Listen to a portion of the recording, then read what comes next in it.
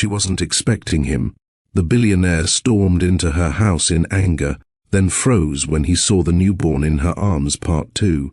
The morning light filtered through the curtains of Victoria's Harbour's rest apartment, painting everything in shades of gold and possibility. Royal Roads was exactly 6 weeks old today, and Connor Drake stood in the kitchen making pancakes. Actual pancakes, not the burnt disasters of his first attempts 3 months ago, when he'd started teaching himself to cook through late-night video tutorials. "You're getting better at this," Victoria said from the doorway. Royal cradled against her chest in the carrier she'd learned to sleep in after particularly fussy nights. Connor flipped a pancake with unnecessary flourish. "I watched 23 YouTube videos. I'm practically a chef now. Let's not get ahead of ourselves." She moved closer, peering at the golden brown circles on the griddle. "But yes, these look actually edible. High praise from the woman who once told me my scrambled eggs had concerning texture." She laughed, and the sound still did something to his chest, made it tight and warm and terrifying all at once. 6 weeks since that explosive confrontation when he'd stormed into her apartment and discovered his daughter. 6 weeks of midnight feedings and shared coffee, and learning the difference between Royal's hungry cry and her tired cry. 6 weeks of building something he'd never experienced before, a partnership based on consistency rather than passion, on daily choice rather than dramatic gesture. The trial date loomed 3 weeks away, but for this morning, they had peace. Connor plated the pancakes, slightly uneven but perfectly golden, and carried them to the small kitchen table. Victoria settled into her chair, adjusting Royal in the carrier so she could eat one-handed, a skill she'd perfected over the past weeks.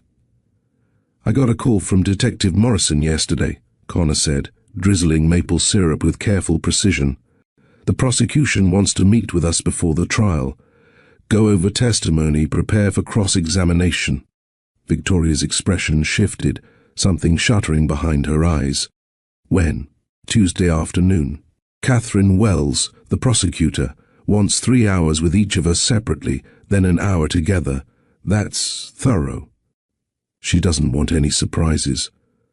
Sable's defense team is expensive and aggressive. They'll come after every inconsistency, every gap in the timeline." Royal stirred against Victoria's chest, making small grunting sounds. Victoria automatically began the gentle swaying that soothed their daughter, the movement so practiced now it was unconscious. "I've been thinking about something," Connor said carefully. "About my father." Victoria looked up, surprise evident. Connor rarely spoke about his father beyond the basic facts everyone knew. Dead at 47, heart attack, left Connor orphaned and wealthy at 12. "What about him?" "The symptoms he had before he died. I've been going through old medical records, the ones Sable kept filed away in storage. Headaches, fatigue, digestive problems, the same things I experienced." Connor's jaw tightened. He was complaining about those symptoms for 6 months before the heart attack, and Sable was already working for him then. Victoria set down her fork. "Connor, you can't seriously think—" "Why not? She poisoned me. She isolated me from anyone who might interfere with her vision of my life. She intercepted your letter about Royal. Who's to say she didn't do something similar to my father when he made choices she disagreed with? But she was just an assistant back then. She wouldn't have had the same access. She had enough. She made his coffee. She organized his supplements. She controlled his schedule." Connor pushed his plate away, appetite gone. "I keep thinking about the last thing he said to me. Sorry about the park, kiddo. Next weekend for sure." But there was no next weekend, and I spent 22 years thinking that was just how life worked. You prioritize work until you run out of time. Victoria reached across the table, covering his hand with hers. "What did Detective Morrison say when you told him?" "That they're looking into it. But it's been over 2 decades. Evidence degrades. Medical records from that era aren't as detailed. Unless they find something concrete, it'll stay speculation. Does knowing for certain change anything? Connor thought about it, really thought. No, he finally admitted. Whether Sable killed my father or not, the lesson's the same. I refuse to be the kind of father who promises next weekend and never delivers. I refuse to let work consume me until there's nothing left for the people who matter. You're already not that father, Victoria said softly. You're here, every day, showing up, thanks to you demanding I earn it, thanks to you choosing to try. They finished breakfast in comfortable silence, the morning sun painting patterns on the worn hardwood floor. Royal woke fully, demanding attention with increasingly insistent sounds, and Connor lifted her from the carrier with practiced ease. "Hey, beautiful girl," he murmured, supporting her head carefully as he cradled her against his chest. "Did you sleep well? Dream about anything interesting?" Royal's dark blue eyes, still the unfocused gaze of infancy but already showing flecks of brown like his own, tracked his face with surprising intensity. "She knows your voice now," Victoria observed, gathering plates to wash. "Watch how she turns toward you when you speak." Connor tested it, moving slightly to the side while speaking softly. Royal's head turned, following the sound, and his heart performed some complicated acrobatic maneuver in his chest. "That's incredible," he breathed. "She actually recognizes me." "Of course she does. You're her father. You've been here since the moment you knew about her, the moment you knew."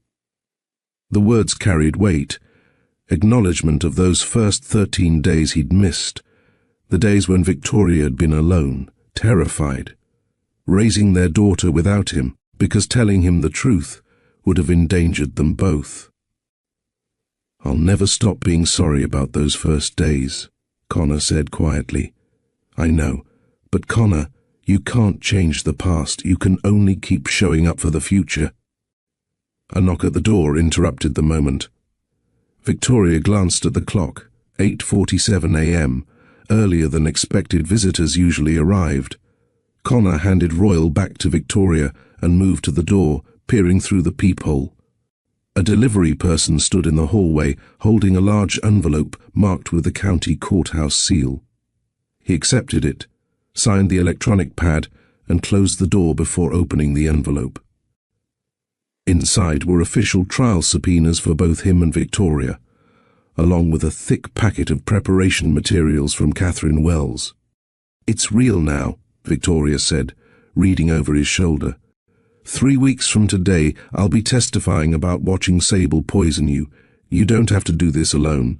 Whatever you need, preparation, support, someone to hold Royal during testimony, I'm here. I know." She leaned her head briefly against his shoulder, a gesture that had become more natural over the past weeks. "I'm just scared of what they'll ask, of what Sable's lawyers will try to make me look like. They'll try to paint you as opportunistic, as someone who conveniently discovered poisoning and conveniently got pregnant and conveniently had evidence perfectly timed." Connor's voice hardened. "But the truth is on our side. The toxicology reports, the intercepted mail, the email filters, all of that is documented. Facts don't always win in court. Then we make sure they do." The rest of the morning passed in their established rhythm. Royal's feeding and diaper change, laundry folded while she napped, Connor working remotely from the small desk Victoria had cleared for him in the corner of the living room. He'd restructured his entire professional life around Harbor's Rest, taking only essential meetings in Manhattan and handling everything else via video conference. His board had been resistant. Several members argued he was abandoning his responsibilities, but Connor had been firm. This was the new model, and they could adapt or find a new CEO. Surprisingly, it was working. Decision-making was faster without bottlenecking through him. Division heads were stepping up, taking ownership of their departments. The company wasn't collapsing without his constant presence. It was evolving. Around noon, Connor's phone rang. Bradford Hunt, the CFO, who'd been with Drake Industries since before Connor's father died. Connor, we need to talk about the Whitmore account. What about it? Thompson is making aggressive moves.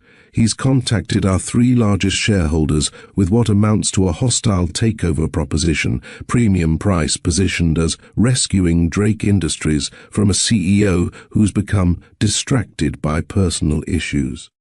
Connor's hand tightened on the phone. Lawrence Thompson had been circling Drake Industries for years, waiting for any sign of weakness. The trial, Connor's relocation to Harbor's Rest, his restructured schedule, Thompson was positioning it as abandonment. What's the timeline? Shareholder vote in 8 weeks. If he gets 51% support, he can force a sale. 8 weeks. The trial would consume at least 2 of those weeks. That left 6 weeks to convince shareholders that Connor's new model was strength, not weakness. I'll handle it, Connor said, keeping his voice steady despite the ice in his veins. The board wants you back in Manhattan, full-time presence until this is resolved. Connor looked across the room at Victoria, who was changing Royal's diaper while singing softly. At the time, they'd built this modest apartment over 6 careful weeks. At the family that depended on him showing up, not just sending money. No, he said firmly. I'll increase my Manhattan presence to 3 days a week. But I'm not abandoning my family to fight a corporate battle. That's exactly the narrative we need to reject. Connor, Bradford, listen to me. Thompson is betting that shareholders will see work-life balance as weakness. We're going to prove its strength. Companies built on CEO burnout are unsustainable. I'm building something better, and I need you to trust me on this. Silence on the line. Then you're gambling the entire company on an untested philosophy.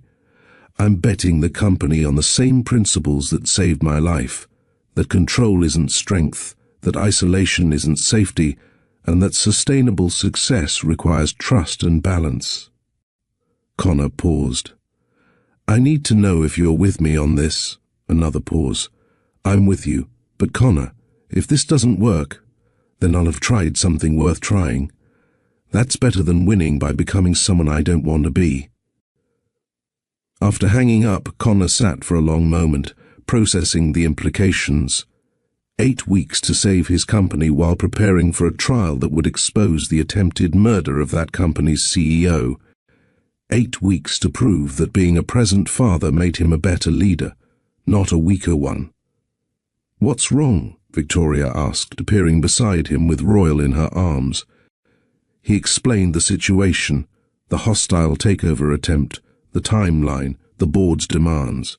With each word, he watched her expression shift from concern to something more complicated.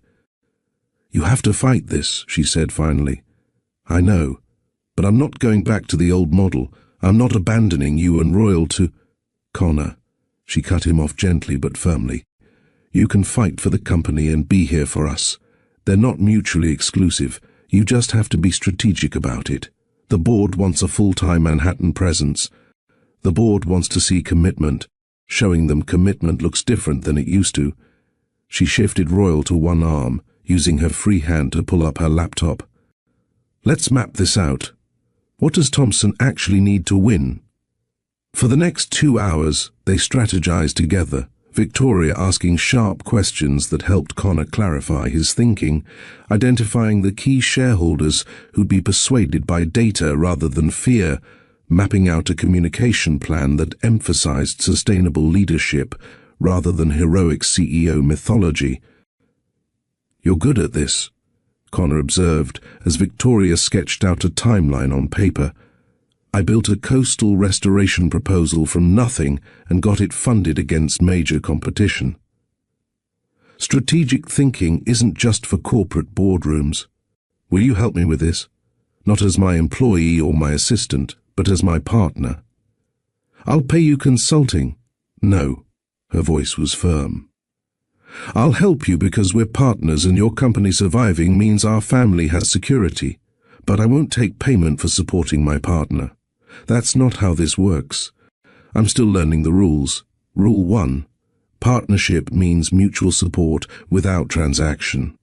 Rule 2. I tell you when you're being an idiot. Rule 3, you actually listen. I can work with that. By the time Royal woke for her afternoon feeding, they had a plan. Connor would go to Manhattan Wednesday through Friday each week, leaving Tuesday night and returning Saturday morning. 4 days away, 3 days home. Enough presents to reassure the board, enough time with Royal and Victoria to maintain the life they were building. I hate that we have to do this, Connor said, watching Victoria nurse Royal in the rocking chair they'd bought together 3 weeks ago. I hate it too. But Connor, this is temporary. 8 weeks. We can survive 8 weeks. What if it becomes 12 weeks? What if I get pulled back into old patterns? She looked up at him with those green eyes that had stopped him cold 6 weeks ago. Then I'll tell you, that's what I'm here for, to hold you accountable when you slip. You promise? I promise. But I also promise to trust that you'll catch yourself before I have to say anything. You've proven you can do this. That evening they video-called Tamsin Ortega, who'd become not just Royal's pediatrician but a trusted advisor on new parent survival. So you're asking if Royal will be traumatized by her father being gone 4 days a week? Tamsin asked with characteristic directness. Essentially, yes, Connor admitted. At 6 weeks old, no.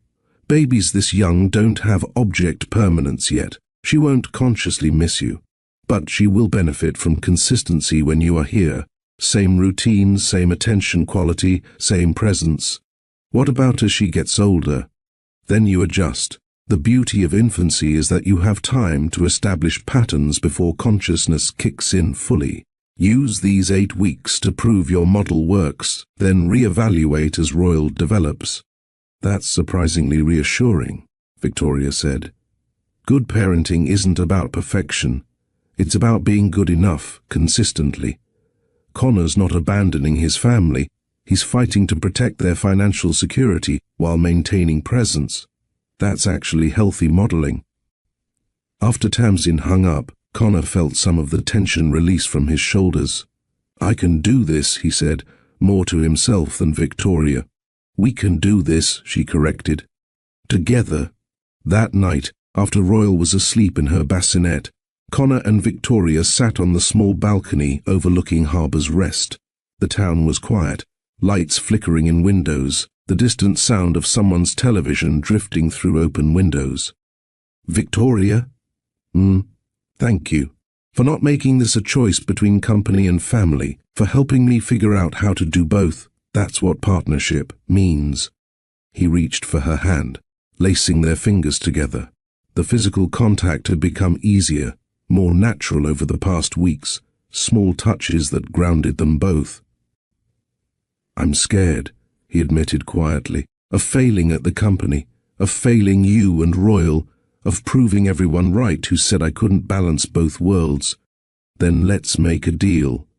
Every night we're apart, we video call before Royal's bedtime. You read her a story, even if it's through a screen. That keeps you present, even when you're physically distant. And if I start slipping back into old patterns, then I use our safe word. We have a safe word? Victoria smiled in the darkness. We do now. How about Saturday? Because Saturday is when you come home, and if I have to say Saturday during the week, it means you're not honoring the commitment to actually come home. Saturday, Connor repeated, testing it. Okay, if you say Saturday, I stop whatever I'm doing, and we talk about what's not working. Deal. They sat in silence for a while longer, hands linked, both processing what the next 8 weeks would bring. The trial, the corporate battle, the test of whether their carefully built partnership could sustain under pressure. Connor? Yeah? We're going to be okay. Whatever happens with the trial or the company, we're going to be okay. He wanted to believe her. More than that, he needed to believe her. Say it again. We're going to be okay. Once more. She turned to look at him, and even in the dim light from inside, he could see the certainty in her expression. We are going to be okay, because we choose each other, every day. And that choice matters more than any verdict or shareholder vote. Connor pulled her close, breathing in her scent, soap and baby powder, and something uniquely Victoria. I love this, he said quietly, the ordinary parts, sitting on balconies making plans, figuring out problems together. I never knew I wanted this until I had it. It's not glamorous, it's everything. They stayed outside until the temperature dropped and Victoria shivered. Connor guided her back inside, checked on Royal, sleeping peacefully, tiny fists curled near her face, and found himself overwhelmed by the simple perfection of it. This was worth fighting for. The company mattered because it provided security for this. The trial mattered because it protected this. But this, Victoria and Royal and the life they were building in this modest apartment, this was the point of everything else. If you're invested in Connor and Victoria's journey through these impossible challenges, please hit that subscribe button for Mr. Steele Rich Stories. We bring you moral-rich narratives about real people facing real tests, choosing integrity over easy answers, and building love through consistent action. Share this story with someone who needs to see that being a present parent and a successful professional aren't mutually exclusive. Hit that like button and drop a comment about what you do in Connor's situation. Now let's see how they prepare for the trial that could change everything. Tuesday afternoon brought Catherine Wells to Harbour's Rest, a decision that surprised both Connor and Victoria. Most attorneys would have insisted they come to her office in Manhattan. Instead, she arrived at Victoria's apartment with a leather briefcase and an understanding that seemed born of experience rather than theoretical legal knowledge. I have 3 children, Catherine explained as she settled on Victoria's couch, accepting the offered coffee. I know what it's like trying to manage professional obligations with an infant, so we do this on your turf, on your schedule, with Royal present. She's part of this story anyway. Victoria relaxed slightly, tension she hadn't realized she was carrying releasing from her shoulders. Catherine pulled out a thick folder. Let's start with the basics. Victoria, you witnessed Sable Minton adding something to Connor's coffee on the morning of June 3rd.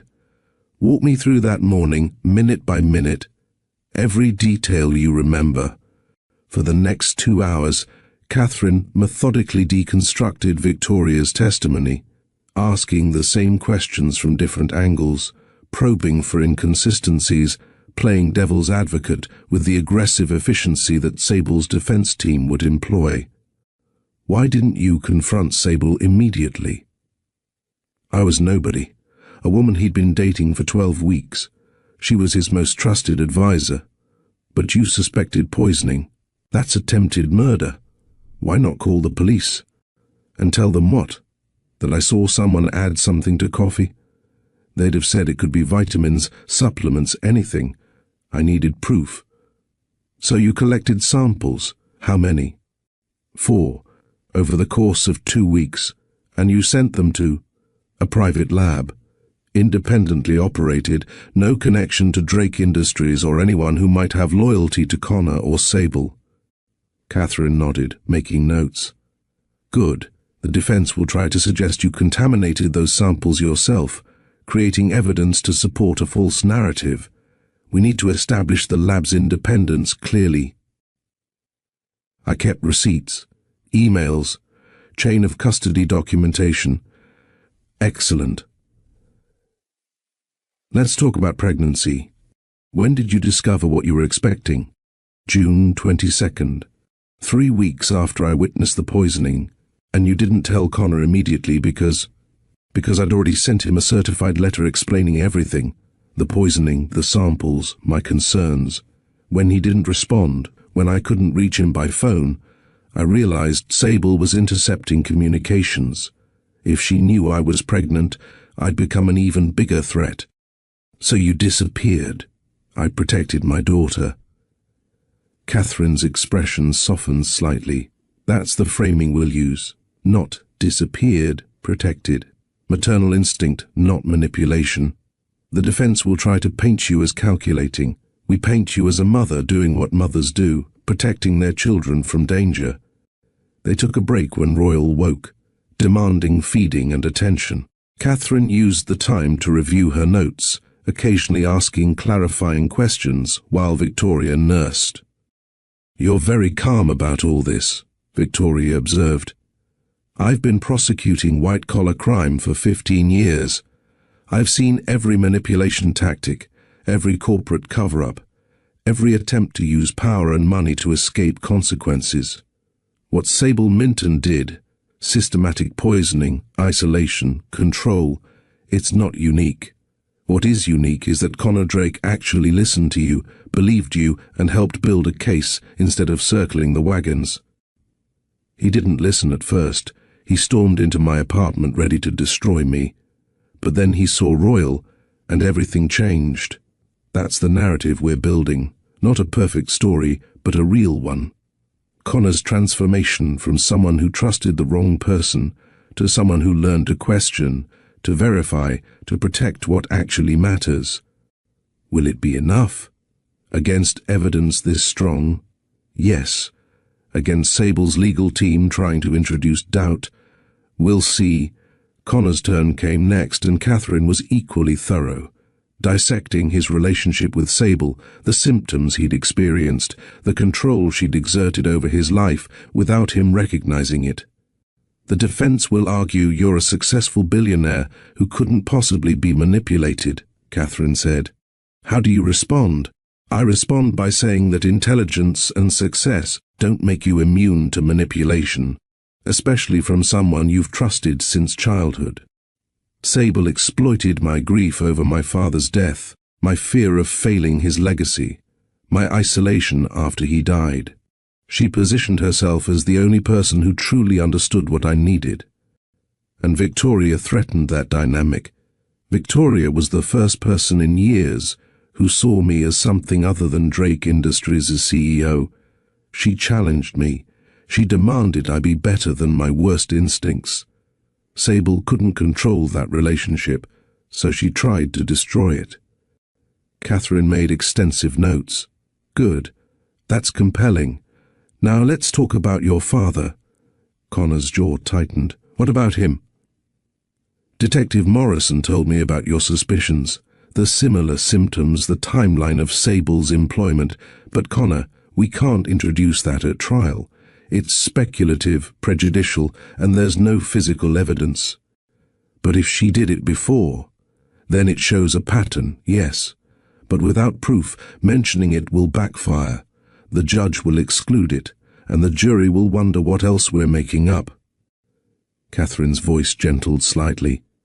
"I know that's not what you want to hear. It's not about what I want. It's about justice. Justice for the attempted murder of Connor Drake, we can prove.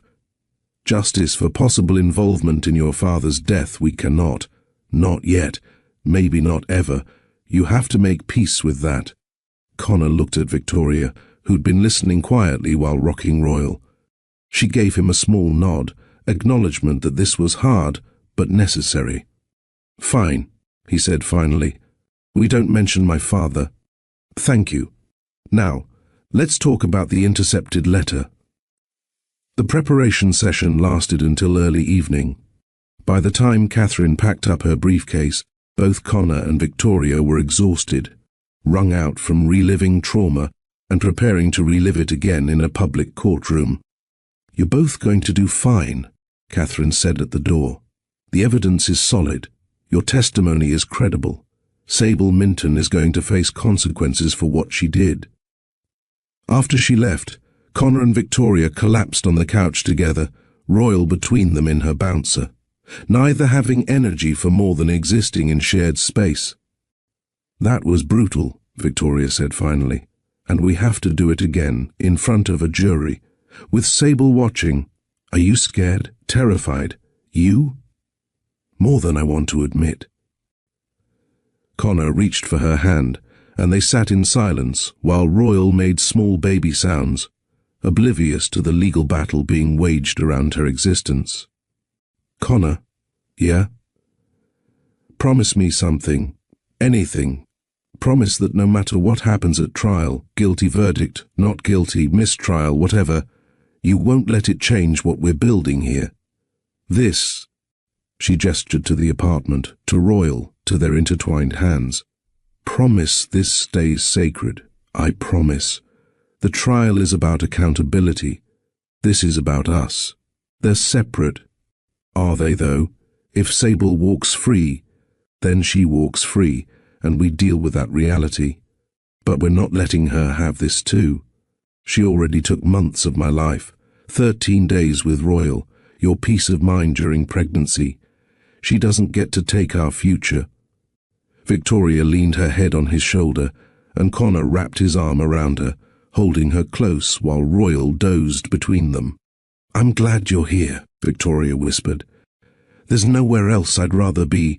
The next morning brought Connor's departure from Manhattan, the first of many goodbyes they'd face over the next 8 weeks.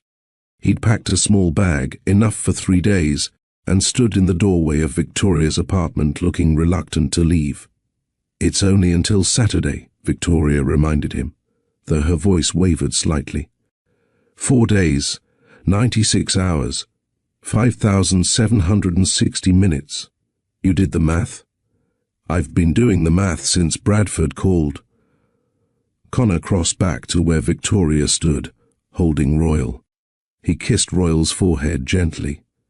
"Be good for your mama, okay? Daddy will call every night to read you a story. She's 6 weeks old. She doesn't understand stories. She understands my voice.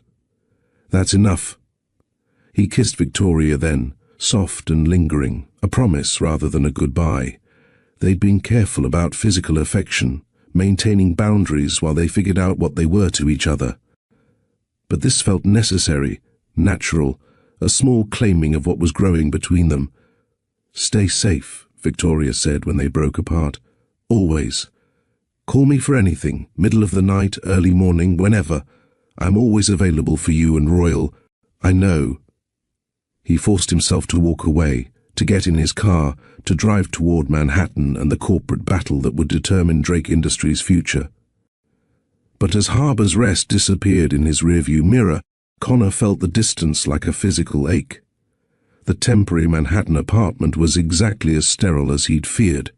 Modern furniture with no personality, views of other buildings instead of the small-town charm of Harbor's Rest, silence instead of Royal's small sounds and Victoria's presence. "I'm here," he said when she answered. "And I hate it. It's only temporary. This place has no soul. There's nothing here that feels like life. Then make it feel like life. Put up photos, play music, make it a space you inhabit, not just somewhere you sleep between meetings. Will you help me pick out photos?" They spent the next hour on video call, Victoria holding Royal while Connor connected his laptop, and they scrolled through pictures together.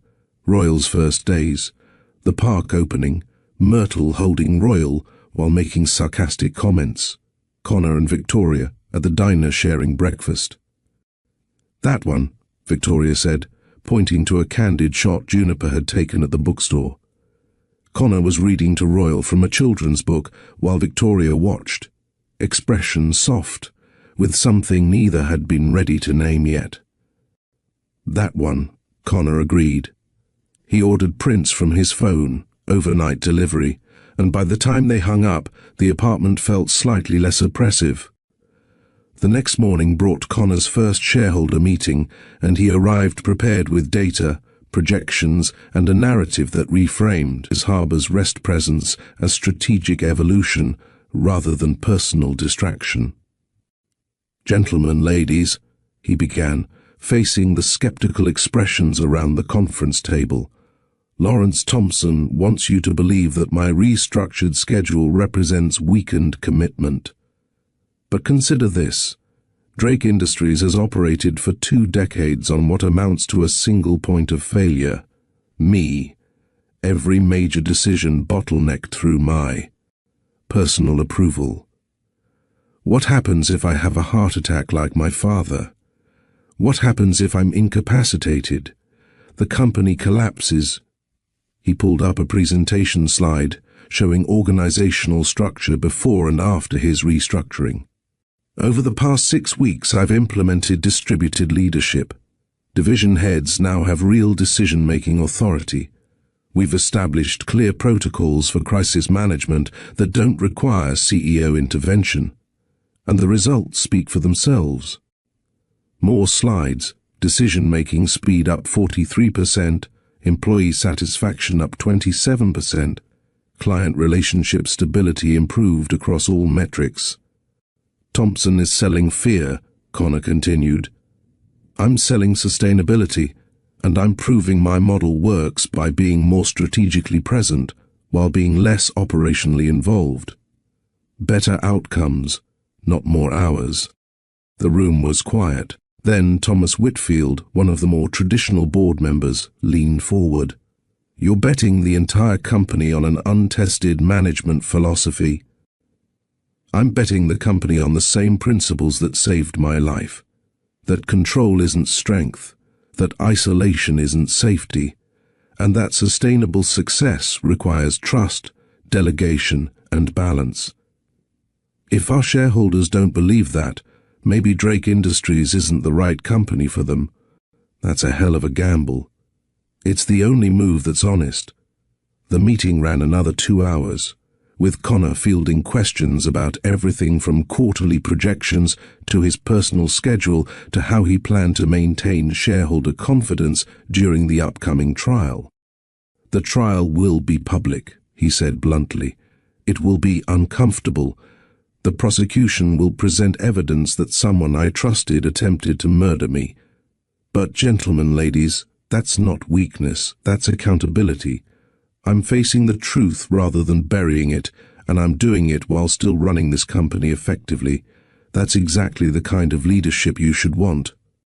By the time the meeting ended, Connor had commitments from 3 key shareholders and tentative support from 2 others.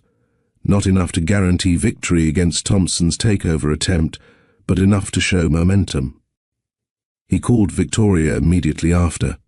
How'd it go? She asked, and he could hear Royal fussing in the background. Better than expected. Not perfect, but better. That's all we can ask for. How's my girl? Your girl is currently demonstrating her opinions about tummy time very vocally. Connor smiled, the sound of Royal's protest somehow comforting despite the distance. Put me on video. I want to see her. Victoria switched to video call, propping her phone against something so he could see both of them. Royal was indeed on her tummy time mat, face scrunched in displeasure, while Victoria knelt beside her offering encouragement. Come on, beautiful girl, Connor said, his voice transmitting through the phone speaker. You've got this. Strong neck muscles. Show Daddy how strong you are. Royal's head turned slightly toward the sound, and Connor felt his chest tighten with love and longing. She heard you, Victoria said softly. She knows it's you. They stayed on video call for the next 30 minutes, Connor watching through a screen while Royal eventually accepted tummy time, then needed changing, then demanded feeding. Watching through a screen felt like torture, close enough to see but too far to help, to hold, to be present in any way that mattered. Only 3 more days until Saturday, Victoria reminded him, when Royal was finally settled. 3 days too many.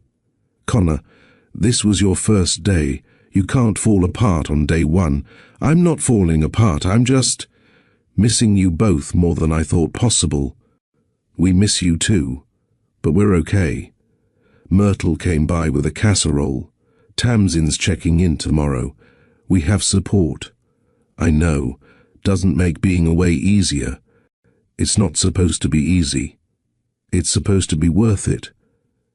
That became their evening routine. Video call before Royal's bedtime, Connor reading stories through the screen, even though she couldn't understand words yet, watching Victoria move through their small apartment with their daughter, feeling simultaneously connected and impossibly distant.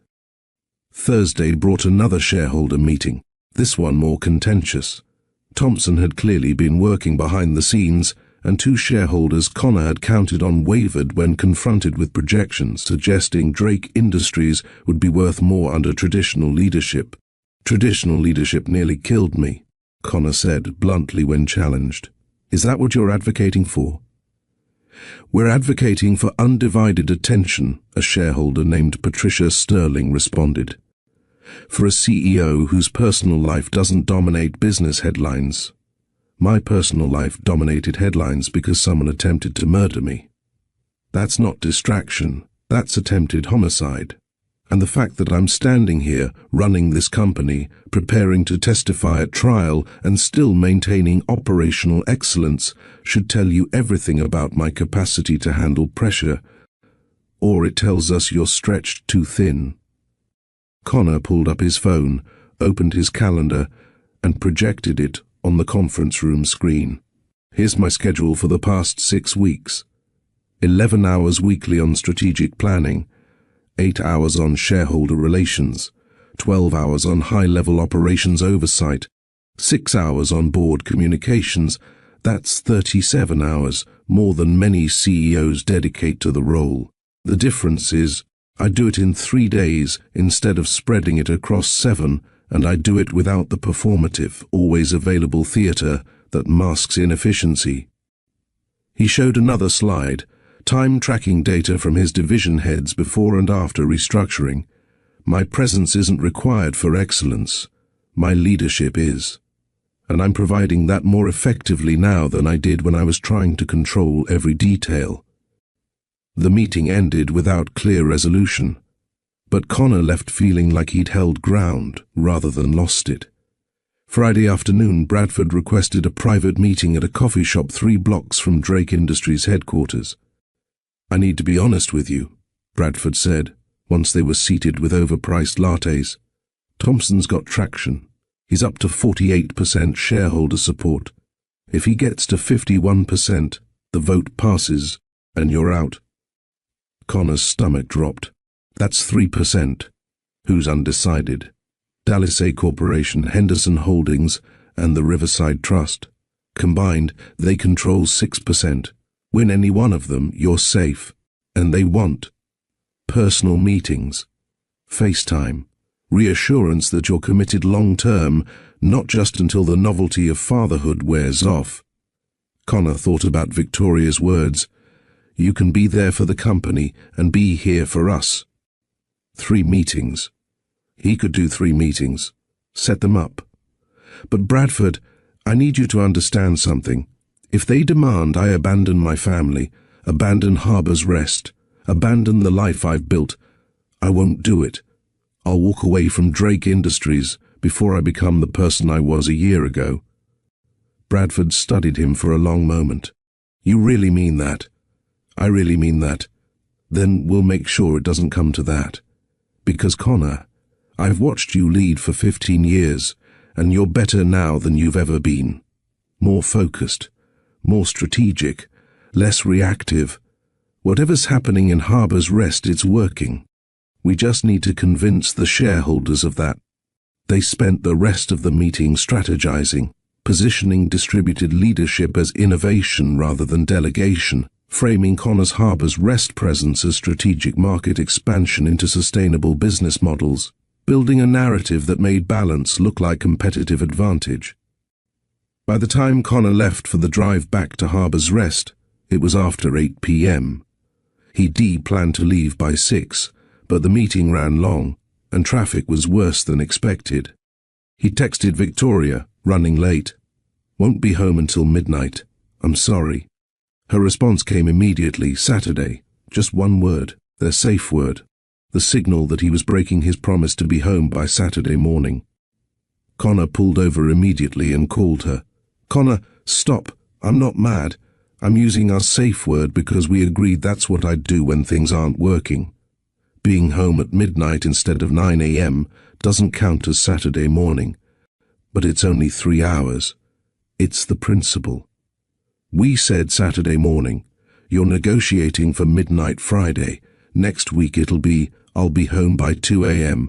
and then I'll catch an early morning train, and before you know it, Saturday mornings disappear.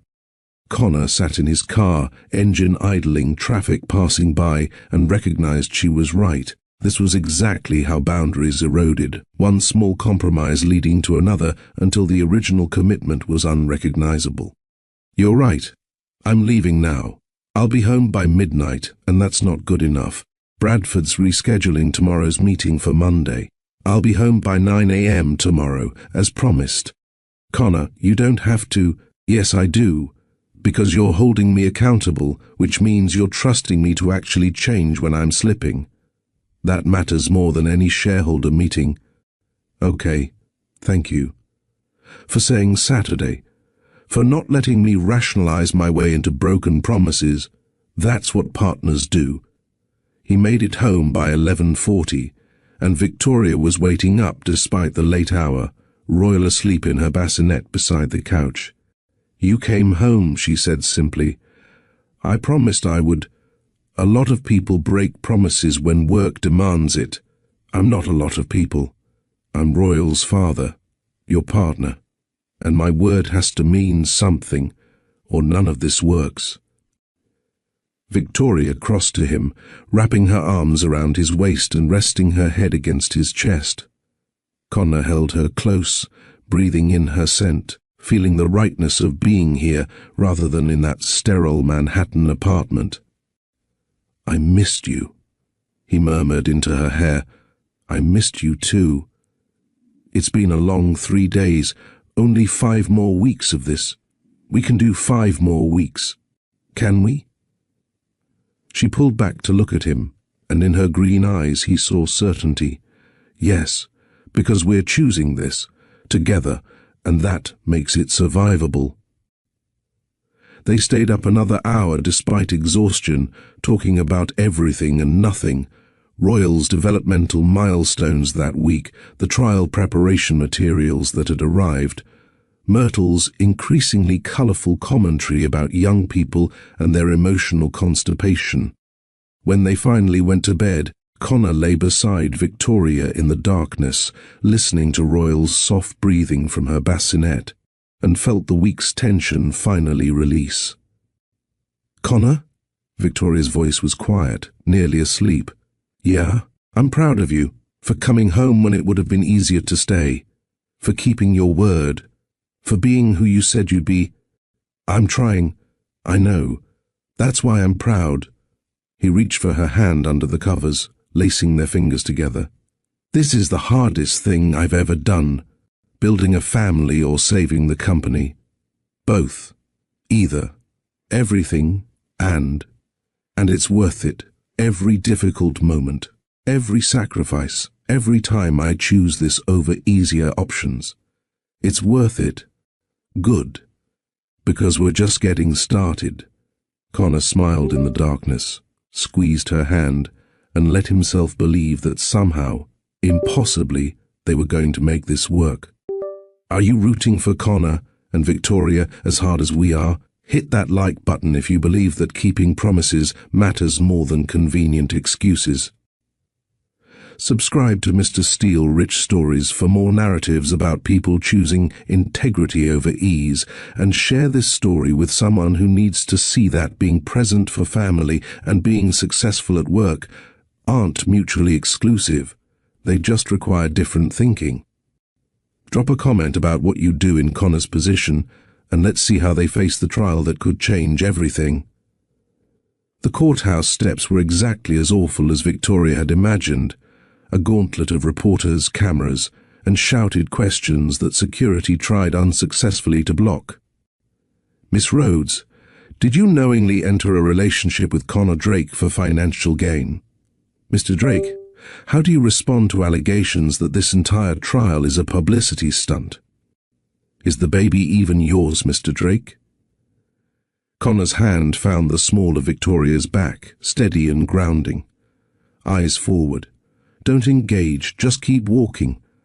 They made it through the doors into the relative calm of the courthouse interior, where Detective Morrison waited with Catherine Wells and a younger woman Catherine introduced as her co-counsel, Jennifer Park. Ready? Catherine asked. not unkindly. "No," Victoria answered honestly. "But I'm here anyway." The courtroom was smaller than movies made them appear, but no less intimidating. Sable Minton sat at the defense table in a conservative navy suit, her expression carefully neutral. When Connor entered, her eyes tracked him with an intensity that made Victoria's skin crawl, not hatred exactly, but something more unsettling. Possessiveness. As if even now, even facing attempted murder charges, Sable still believed she had some claim to Connor's life. The defense attorney was a woman named Diane Northwood, late 50s, silver hair styled to project authority without aggression, known for defending white-collar criminals with surgical precision. Judge Howard Stevens entered, a stern-looking man in his 60s with a reputation for running efficient courtrooms and tolerating no theatrics. He reviewed preliminary matters quickly, then addressed the jury. "Ladies and gentlemen, you're about to hear a case involving alleged attempted murder, conspiracy, fraud, and obstruction. The charges are serious. The evidence will be complex. Your job is to evaluate facts, not speculation, not emotion. Facts." Catherine Wells rose for opening statements, and Victoria watched her transform from the warm, understanding woman who'd prepared them at Victoria's apartment into a prosecutorial force. "Members of the jury, this is a case about control, about what happens when someone decides they know better than everyone else how a person's life should be lived. Sable Minton didn't just work for Connor Drake, she controlled him, his communications, his relationships, his health. And when Connor Drake began making choices she disapproved of, when he started a relationship with Victoria Rhodes that threatened Sable's control, she made a decision. She would eliminate the threat. Catherine walked the jury through the timeline, Connor's symptoms beginning 9 months before he met Victoria, escalating over time, perfectly correlated with his morning coffee that Sable prepared. Victoria's arrival in Connor's life, the growing relationship, Sable's increasing interference. On June 3rd, Victoria Rhodes witnessed something that would change everything. She saw Sable Minton add liquid from a small vial to Connor Drake's coffee. 3 drops, stirred, replaced exactly where Connor would find it. Victoria didn't know what was in that vial, but she knew something was wrong. Catherine described Victoria's investigation. The samples collected, the lab results showing arsenic, the certified letter that never reached Connor because Sable signed for it and returned it. Victoria Rhodes discovered she was pregnant. And suddenly, this wasn't just about protecting herself, it was about protecting an innocent child from someone who'd proven willing to poison another human being. So she disappeared. She hid. She gave birth alone because telling the truth meant putting her daughter in danger. The opening statement lasted 20 minutes, methodically building a narrative of systematic poisoning, deliberate isolation, and attempted murder motivated by a pathological need for control. Diane Northwood's opening was equally compelling, but from a completely different angle. Ladies and gentlemen, Victoria Rhodes is a talented storyteller. She has to be. Her career depends on securing funding for projects that compete against hundreds of others, and the story she's told you through MS Wells is certainly dramatic. But let's talk about facts instead of narrative. Diane walked to a chart showing Victoria's financial situation. Struggling environmental consultant, project that needed $500,000 in funding. Meets billionaire at fundraiser, meeting she secured through what she's called strategic networking. Begins relationship with said billionaire. Receives substantial grant for her project, then suddenly discovers poisoning. Get pregnant, disappears, returns with baby and convenient accusations against the one person who might oppose her access to Connor Drake's resources. Victoria felt Connor's hand find hers under the table, squeezing reassurance. The prosecution wants you to believe Sable Minton, a woman who devoted 22 years to supporting Connor Drake, who helped him through his father's death, who guided him through building a billion-dollar company, suddenly decided to kill him. Why? Because he started dating someone? That's not the motive. That's jealous villain territory. Real life doesn't work that way. Diane acknowledged that Connor had experienced health symptoms, but symptoms aren't evidence of poisoning. They're evidence of stress, overwork, and the toll of running a major corporation. Miss Minton did add supplements to Mr. Drake's coffee, vitamins, magnesium, and adaptogens recommended by naturopathic physicians. She did this with his knowledge and consent, trying to support his health during a difficult time. She positioned Victoria as a manipulator who exploited Connor's brief distraction with their relationship to create a narrative that eliminated Sable, the one person who might question Victoria's motives. At the end of this trial, you'll be asked to determine guilt beyond reasonable doubt. I ask that you remember, doubt isn't failure.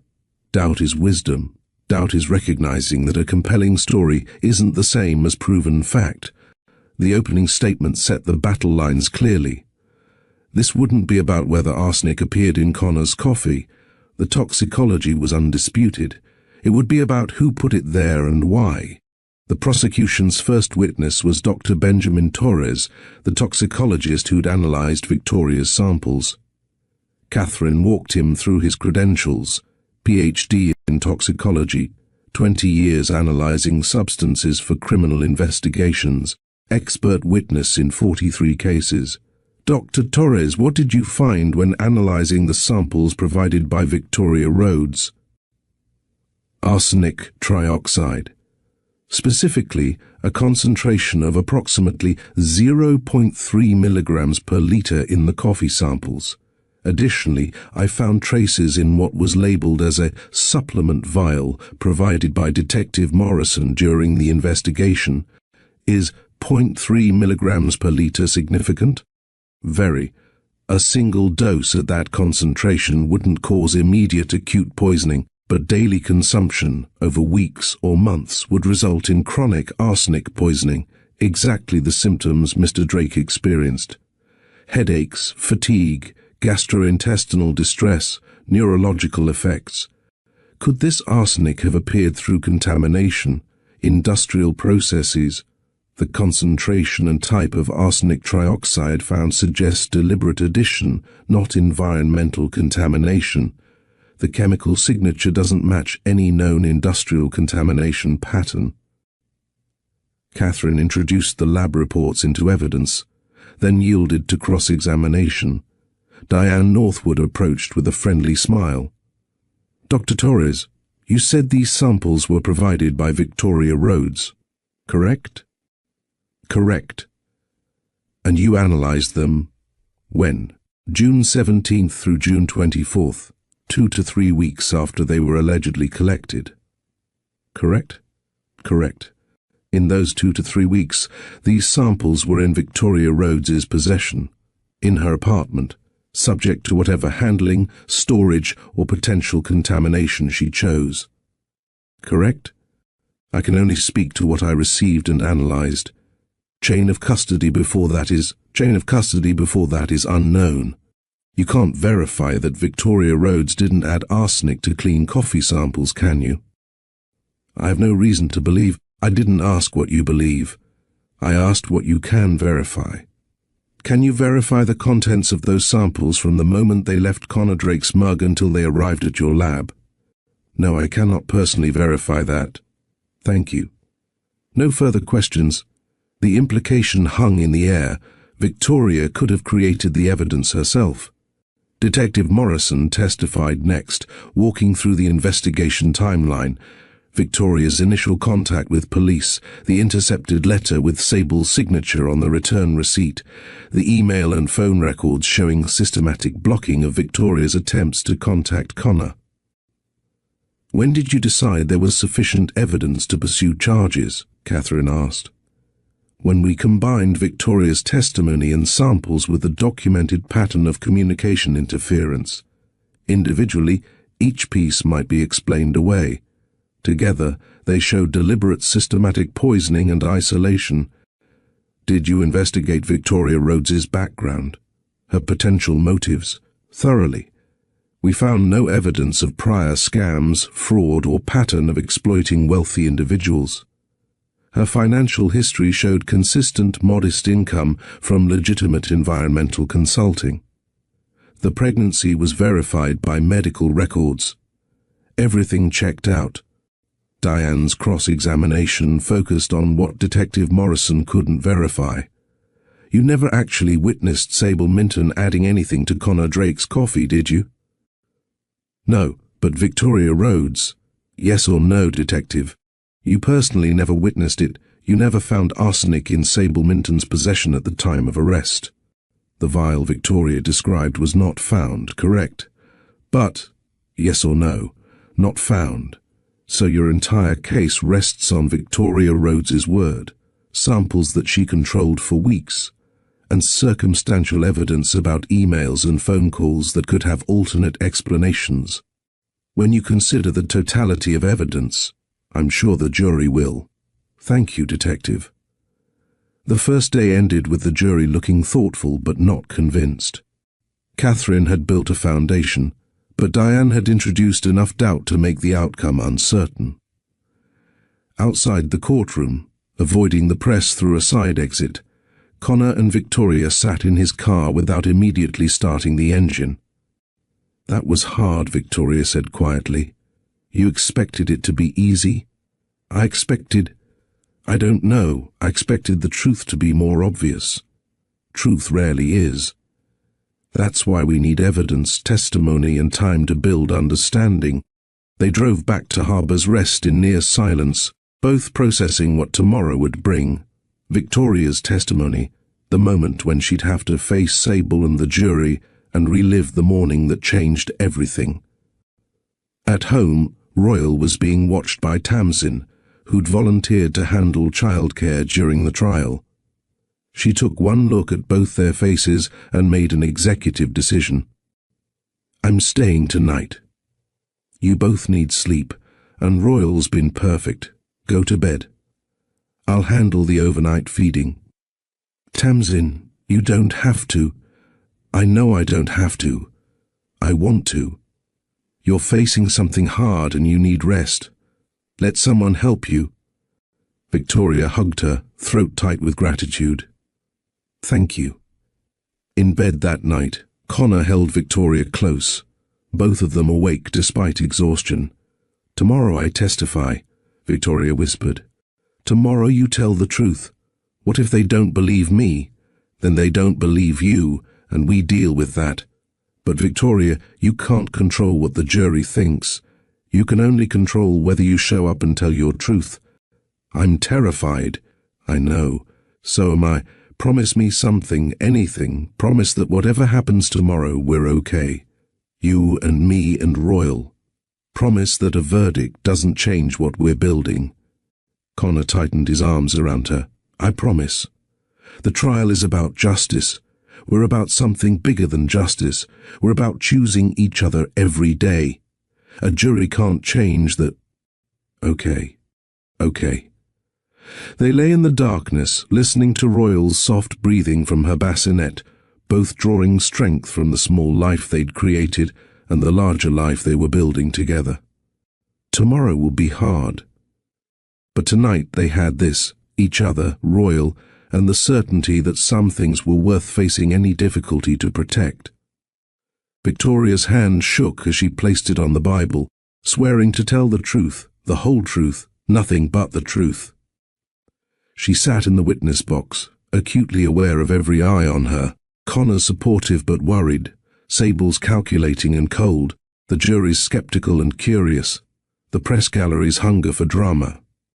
Catherine Wells approached with a kind smile, the same warmth she'd shown during preparation. Miss Rhodes, can you tell the court how you met Connor Drake?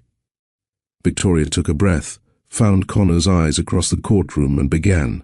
I met Connor at a fundraiser for coastal resilience in March. I'd been invited because I'd submitted a reef restoration proposal that qualified for their grant program. Connor was there as a donor, and we started talking about my proposal, about biomimetic structures and sustainability metrics.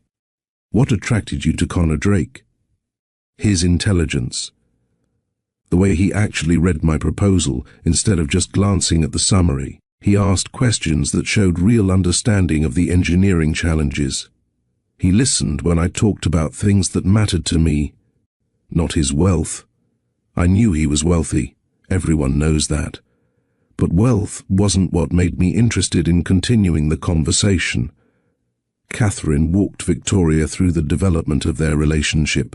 3 months of dinners, conversations, the decision to stay at Connor's penthouse for 2 weeks when her apartment needed fumigation. During those 2 weeks, what did you observe about Connor's morning routine? Connor always made his own coffee. Same time every morning, 6:45. Same mug, dark blue with the Drake Industries logo. He was very consistent about it. And Sable Minton? She arrived at Connor's penthouse every morning at 7:15. Like clockwork. She had her own key, her own access. She'd go straight to the kitchen, review Connor's schedule, and prepare materials for his day. Tell us about the morning of June 3rd. This was it, the moment everything had changed. Victoria's voice remained steady through sheer force of will. I woke up early that morning, around 6. Connor was still asleep. I went to the kitchen for water and saw Connor's coffee mug on the counter. He'd made it and left it there while he took a phone call. I was about to go back to bed when I heard Sable's key in the door. She arrived early, 45 minutes early. I don't know why. I heard her coming, and something made me hide. Instinct, maybe. I moved into the pantry where I could see the kitchen through the partially open door. What did you see? Sable went straight to Connor's mug. She pulled a small glass vial from her purse, maybe 2 inches tall, clear liquid inside. She opened it, added 3 drops to the coffee, stirred it with a spoon from the drawer, then washed the spoon and put it back. She replaced the mug exactly where Connor had left it, put the vial back in her purse, and left. What did you do? I waited until she was gone. Then I took a sample of that coffee. I poured about 2 ounces into a clean container I labeled and sealed. Then I added fresh coffee from Connor's pot to replace what I had taken so he wouldn't notice anything missing. Why didn't you tell Connor immediately? Because I didn't know what I'd witnessed. It could have been vitamins, supplements, something innocent. But it felt wrong. The secrecy, the early arrival, the way she looked around to make sure no one was watching. So I decided to document first, accuse later. What happened over the next 2 weeks? I collected 3 more samples on different mornings when Sable added liquid from the same vial. I documented dates and times. I sent all 4 samples to an independent lab for analysis, paying with my own money, using a false name to maintain independence. And the lab results? Showed arsenic trioxide, enough to cause chronic poisoning over time, but not enough for immediate acute symptoms. Catherine introduced the lab reports into evidence, giving the jury time to review the technical details. What did you do when you received these results? I tried to tell Connor. I wrote a letter explaining everything, the samples, the lab results, what I'd witnessed. I explained that I believed Sable was poisoning him and why. I sent it certified mail to his office, marked personal and confidential. Why not tell him in person? Because by then, I'd noticed other things. The way Sable controlled Connor's calendar. The way my phone calls to him went to voicemail more often than not. The way emails I sent him seemed to disappear. I realized she was intercepting his communications, so I needed something with an official paper trail.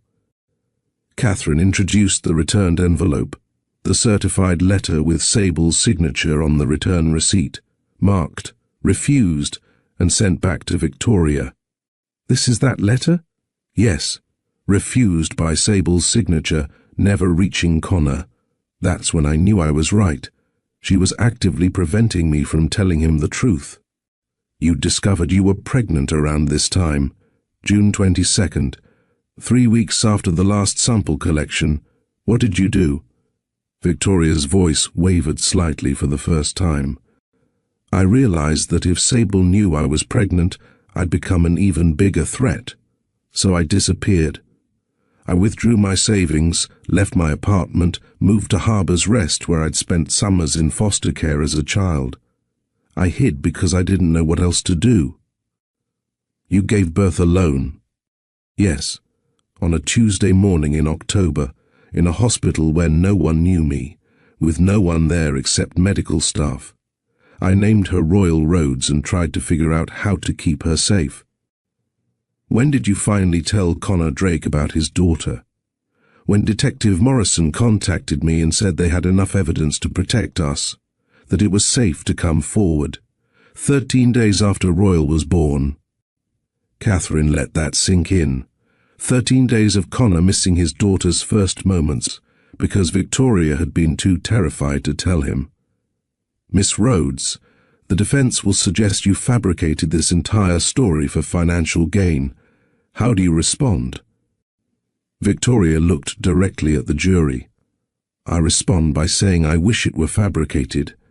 I wish I'd made this up, because the alternative, that I had to hide my pregnancy, give birth alone, live in fear, raise my daughter's first 2 weeks without her father because telling the truth would have put us in danger, that's not convenient, that's not profitable, that's terrifying.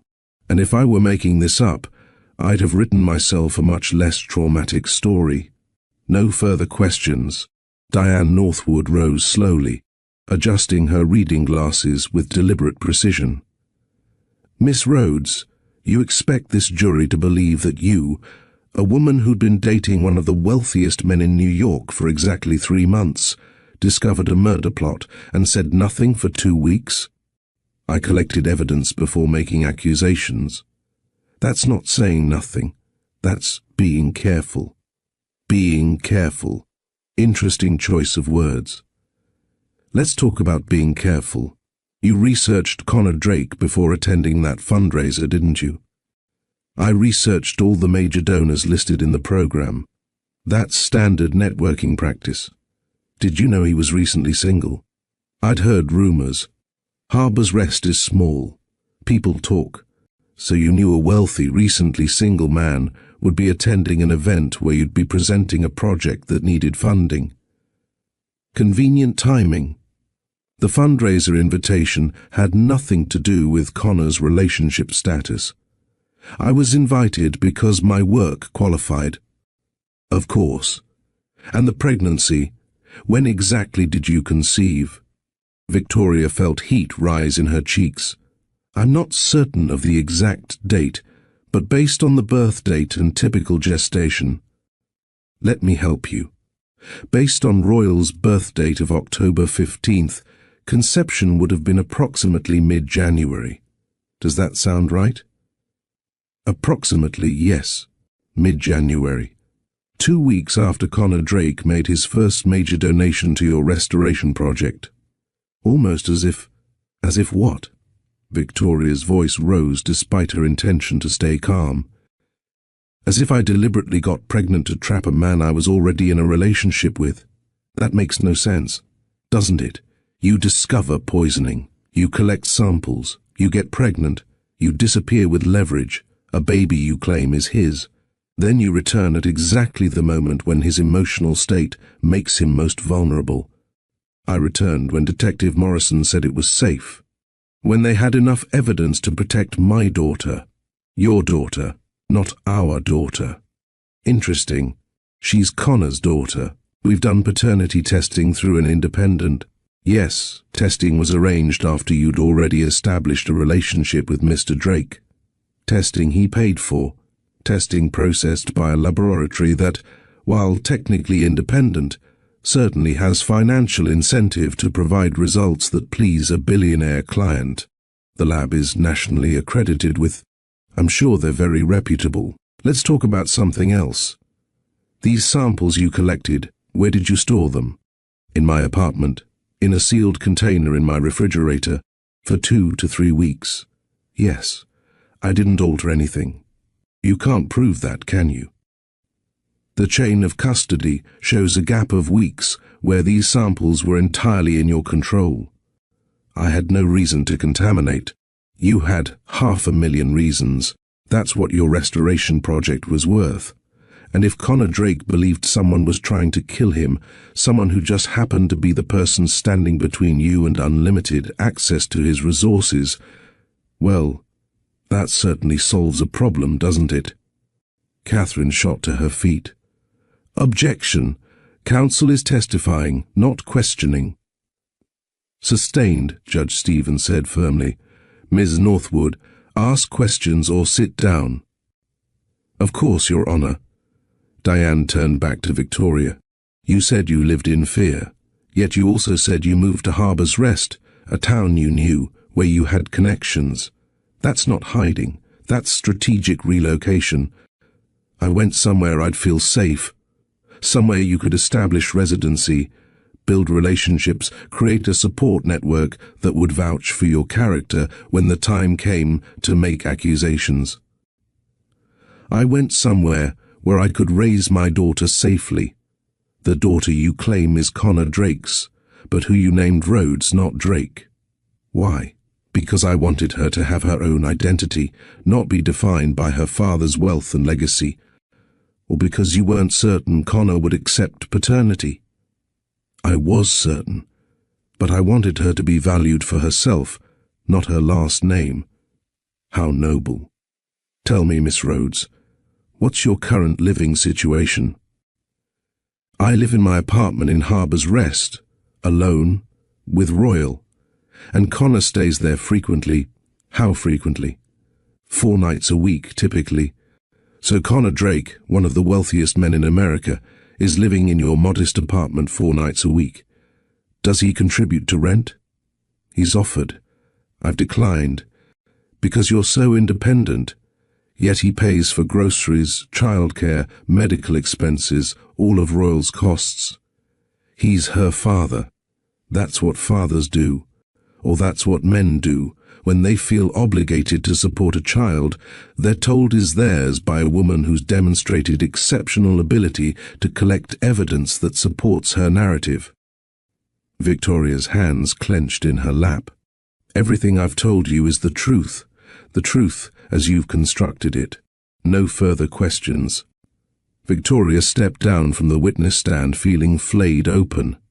Every choice she'd made had been twisted, reframed, made to look calculating instead of protective. Connor was there immediately as they left the courtroom through the side exit, his arm around her shoulders. You did beautifully, he said quietly. I sounded defensive, emotional, exactly what they wanted. You sounded human and honest. The jury will see that. But as they drove back to Harbour's Rest, Victoria wasn't certain. Diane had been effective, raising doubt without outright accusations, suggesting alternative interpretations that made Victoria look like a skilled manipulator rather than a frightened mother.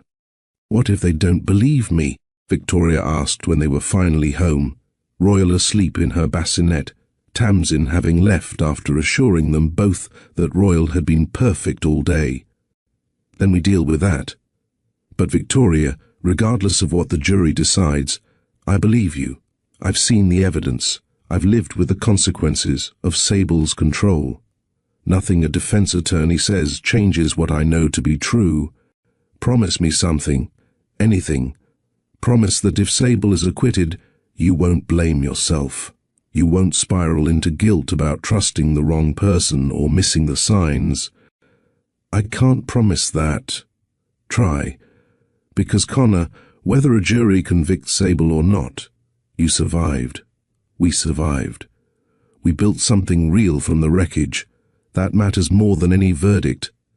He pulled her close, and they stood in the small apartment holding each other while Royal slept peacefully, oblivious to the legal battle being waged around her existence.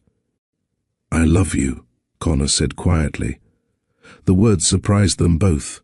Victoria pulled back to look at him. What? I love you? I don't know exactly when it happened. Maybe when you walked away from me because I hadn't earned you yet. Maybe when you handed me Royal for the first time. maybe during one of the 1,000 small moments we've shared over these months. But I love you, and I needed to say it, because leaving it unsaid when tomorrow's uncertainty feels wrong. Tears filled Victoria's eyes. I love you too.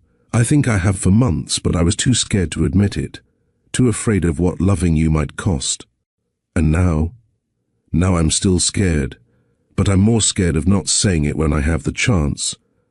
Connor kissed her then, soft and deep, a claim and a promise simultaneously. When they broke apart, both were breathing hard. Connor? Yeah. Tomorrow you testify. After that, closing arguments, then we wait for a verdict.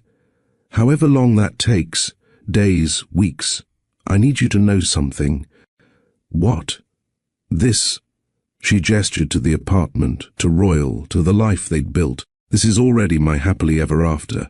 Whatever the jury decides, whatever happens with your company, whether we face more challenges or smooth sailing, this is enough. You're enough. We're enough.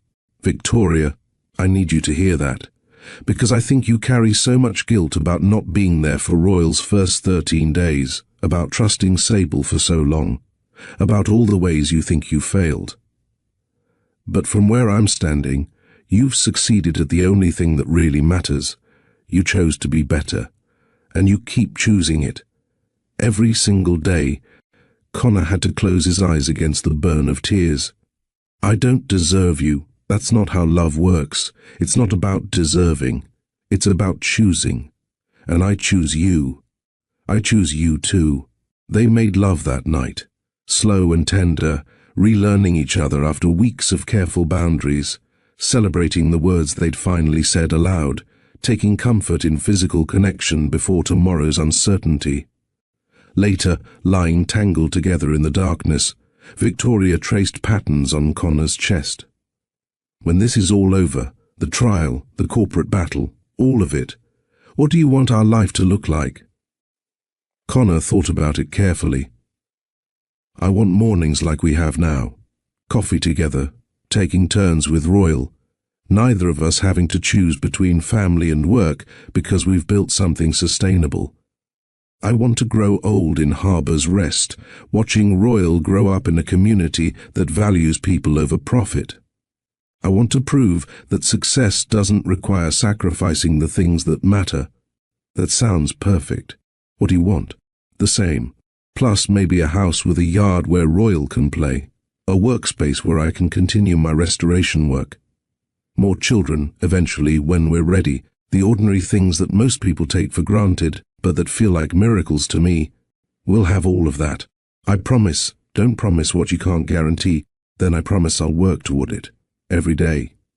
Is that better? That's perfect. They fell asleep holding each other, drawing strength for tomorrow from the certainty of today, that, whatever came next, they'd face it together. Connor Drake had addressed hostile boardrooms, faced down corporate raiders, delivered keynotes to thousands. None of it prepared him for the witness stand. Catherine Wells began gently, establishing his relationship with Sable, childhood connection through his father, her steady presence after his father's death, the trust that had built over decades. Mr. Drake, did you notice symptoms of illness in the months before Miss Rhodes witnessed the alleged poisoning? Yes. Headaches that started around December, 9 months before I met Victoria. Dizzy spells. Fatigue that I attributed to stress. Stomach problems that 3 different specialists couldn't diagnose because they were looking for disease, not deliberate contamination. Did these symptoms have any pattern? They were worse after my morning coffee. Always. But I assumed it was caffeine sensitivity developing with age, or stress-related acid reflux. It never occurred to me that someone I trusted completely would be systematically poisoning me. When did you first suspect poisoning? Connor's jaw tightened. When Victoria told me. Before that moment, despite all the symptoms, despite feeling progressively worse, it never crossed my mind that someone, especially someone I'd trusted my entire adult life, would deliberately hurt me. Why do you think Miss Minton did this? Objection, Diane called. Speculation. I'll rephrase, Catherine said smoothly. Mr. Drake, based on your communications with Miss Minton after these allegations came to light, what was her stated justification? She claimed she was protecting me. From women who wanted my money, from business partners she deemed untrustworthy, from anyone who might distract me from building Drake Industries' legacy. She said everything she did was for my own good. Catherine introduced evidence, the email filters showing Victoria's messages being automatically diverted to a folder Sable controlled, the phone records showing blocked calls, the calendar entries Connor had never authorized that prevented him from being available when Victoria tried to reach him. Mr. Drake, you've made significant changes to your life in recent months. Can you describe them? This was crucial, proving that Connor was a reliable witness, not someone whose judgment was clouded by infatuation. I've restructured my entire life around being present for my daughter. I relocated from Manhattan to Harbor's Rest 4 days a week. I've delegated operational control of Drake Industries to division heads I trust, maintaining strategic oversight without the micromanagement that characterized my previous leadership style. And I've learned to ask for help instead of demanding it, to show up consistently instead of making grand gestures. Some might say you've been manipulated into these changes. Some would be wrong. These changes have made me a better father and a better leader. The fact that they align with Victoria's needs doesn't make them manipulation. It makes them healthy partners. I'm more focused, more strategic, and more effective now than I was when I tried to control every detail of my company and my life. Catherine yielded to cross-examination. Diane Northwood approached with the same calculated friendliness she'd used with Victoria. Mr. Drake, you're telling this jury that a woman you've known for less than a year has convinced you to restructure your entire life, abandon your Manhattan residence, and accept a child as yours based on her word? No. I'm telling this jury that discovering I'm a father made me reevaluate my priorities, and we did paternity testing through Ellison Independent Laboratories, a nationally accredited facility with no financial ties to Drake Industries. But you paid for that testing. I paid the standard fee that anyone would pay. The lab's integrity doesn't depend on who writes the check. It depends on their scientific protocols and accreditation standards. Let's talk about your relationship with my client. Sable Minton has been part of your life for how long? 22 years. She guided you through university. She helped with research and organization, yes. Advised you through your father's death. She was supportive during a difficult time. Helped you navigate countless business decisions, all of which proved successful.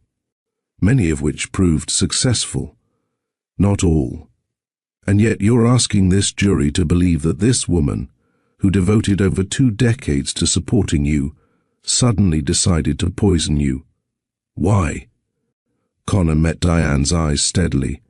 Because I was making choices she disagreed with. Because I was developing relationships she couldn't control. Because somewhere along the way she stopped seeing me as a person and started seeing me as a project to manage. Or perhaps Miss Rhodes convinced you of this narrative because it served her purposes, eliminated the one person who might question her motives. Victoria convinced me of nothing. The evidence convinced me. The arsenic in my coffee samples, the intercepted communications, the systematic isolation, those aren't narratives. They're documented facts.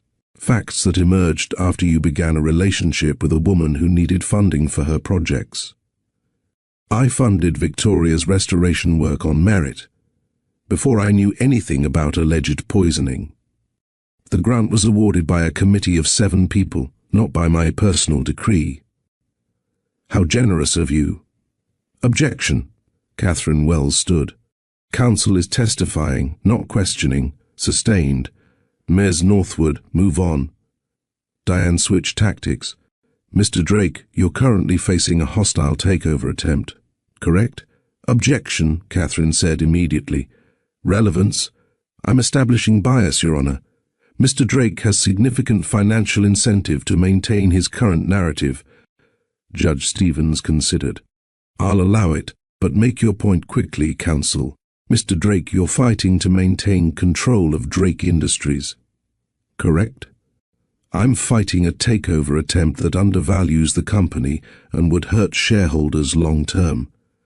And this trial, these allegations against Miss Minton, they generate sympathy, don't they? Poor Connor Drake, victimized by his trusted advisor. That plays well with shareholders who might otherwise question your recent lifestyle changes. Connor's voice went cold. Are you suggesting I fabricated poisoning allegations for corporate advantage? I'm suggesting you have multiple motivations for supporting Victoria Rhodes's narrative. I have one motivation, the truth. And the truth is that Sable Minton poisoned me, isolated me, and interfered with my right to know about my own daughter. Corporate politics have nothing to do with it. The cross-examination continued another 30 minutes, with Diane trying to establish that Connor was either manipulated by Victoria or using the trial for business advantage. But Connor held firm, his testimony consistent, his demeanor credible. When he finally stepped down, Catherine called her surprise witness, someone even Victoria hadn't known about. The prosecution calls Patricia Donovan, a woman in her early 50s, professionally dressed with an air of competence, took the stand. Connor recognized her immediately. She'd been a VP at Drake Industries 5 years ago, forced out in what Sable had called a necessary restructuring. Ms. Donovan, can you describe your role at Drake Industries? I was Vice President of Strategic Development from 2015 to 2019. I reported directly to the executive team and worked closely with Mr. Drake on long-term planning. Why did you leave the company? My position was eliminated. I was told it was a restructuring, offered a generous severance package with a strict non-disclosure agreement, and essentially forced out. What led to this restructuring? Patricia's expression hardened. I raised concerns about Sable Minton's behavior. She was making decisions without executive approval, controlling Connor's access to information, interfering with strategic partnerships. When I brought these concerns to the board, suddenly my position became redundant. Did you sign the NDA? Yes. I had 3 children to support and couldn't afford a legal battle against Drake Industries' resources. So why are you here now? Because after I left Drake Industries, I started having health problems, severe headaches, fatigue, digestive issues. My doctor ran extensive tests and found elevated levels of heavy metals in my blood work, including arsenic. The courtroom erupted. Judge Stevens called for order. Catherine introduced Patricia's medical records, showing elevated arsenic levels documented 6 months before her departure, declining rapidly after she left Drake Industries. Ms. Donovan, did you share office space with Connor Drake during your tenure? Yes. My office was on the same floor, and I frequently worked in the executive suite. Sable often made coffee for the entire executive team, not just Connor. Did you ever witness her adding anything to that coffee? I saw her adding what she called wellness supplements. She said they were vitamins and adaptogens to help with stress. I never questioned it. Why would I? And your arsenic levels returned to normal within 6 months of leaving the company and no longer consuming anything Sable prepared. Diane's cross-examination was aggressive, suggesting Patricia was lying for revenge, that her medical issues were environmental contamination, that she'd fabricated this story after learning about Connor's case. But Patricia held firm. I have nothing to gain by being here except peace of mind that I'm preventing what almost happened to me from happening to anyone else. Sable Minton is dangerous. She nearly destroyed my health, definitely destroyed my career, and I won't stand by while she claims innocence. The testimony was devastating. 1 victim could be explained away. 2 victims with documented arsenic poisoning, both of whom had questioned Sable's control over Connor. That was a pattern. The prosecution rested its case. Diane called Sable to testify in her own defense, a calculated risk. Sable took the stand composed and confident, dressed in a soft grey suit that projected professionalism. "Miss Minton, can you explain your relationship with Connor Drake?" "Connor is family," Sable said, her voice warm with what seemed like genuine affection. "His father was my godfather. When Mr. Drake died, I promised I would help Connor however I could. That became my life's purpose, protecting him, ensuring he achieved everything his father dreamed for him. The prosecution has painted you as controlling. How do you respond? Protection looks like control to people who don't understand what's at stake. Connor Drake runs a billion-dollar company. He's a target for exploitation. Gold diggers, corporate spies, competitors who'd destroy him if they could. My job was to filter threats. And Victoria Rhodes?" Sable's expression tightened almost imperceptibly. Miss Rhodes appeared when Connor was vulnerable. She had a failing project that needed funding. She pursued him strategically, positioned herself as intellectually compatible, then discovered pregnancy at precisely the moment when Connor's emotional state made him susceptible. "Did you add anything to Mr. Drake's coffee on June 3rd? "I added wellness supplements, B vitamins, magnesium and adaptogens recommended by a naturopathic physician. I did this openly, with Connor's knowledge, trying to support his health during a stressful time." The prosecution claims these supplements contained arsenic. The prosecution is mistaken. I added natural supplements, nothing more. If arsenic appeared in those samples, Victoria Rhodes put it there to support her narrative. And Patricia Donovan. Miss Donovan was a disgruntled employee who'd been underperforming for months. Her position was legitimately eliminated. Her claims now are revenge, nothing more. Catherine's cross-examination was surgical. "Miss Minton, you said Connor knew about these supplements. Can you provide any documentation, email, text message, written consent, showing Connor explicitly agreed to you adding substances to his coffee?" Sable hesitated. "It was verbal consent. We had an understanding you can't document. Convenient. Let's talk about Patricia Donovan. You said her position was eliminated due to performance issues. Can you provide the performance reviews that justified her termination? That would be confidential, personnel. We've subpoenaed those records. Would you like me to show the jury that Miss Donovan's last 3 reviews were exemplary? That her position was eliminated within 2 weeks of her raising concerns about your behavior?" Sable's composure cracked slightly. The timing was coincidental. Was it coincidental that her arsenic levels returned to normal after leaving Drake Industries? Environmental factors. In a building that you also occupied. Yet only people who questioned your authority developed mysterious illnesses. Catherine pulled up a chart showing correlation. 6 executives who'd challenged Sable's decisions over the past decade, 4 of whom had experienced unexplained health problems before leaving Drake Industries. "Miss Minton, this isn't protection. This is a pattern of systematically removing anyone who threatened your control, using methods ranging from career sabotage to poisoning. And when Connor Drake, the person you claimed to care about most, began making choices you didn't approve of, you escalated to attempted murder. That's not. Did you or did you not sign for a certified letter addressed to Connor Drake from Victoria Rhodes on June 25th? I don't recall. Catherine showed the return receipt with Sable's signature. This is your signature, correct? Yes, but did you give that letter to Connor Drake? I determined it was inappropriate. You intercepted personal mail intended for Connor Drake, marked it refused, and returned it without his knowledge. Correct? I was protecting, you were controlling. No further questions. The jury looked disturbed.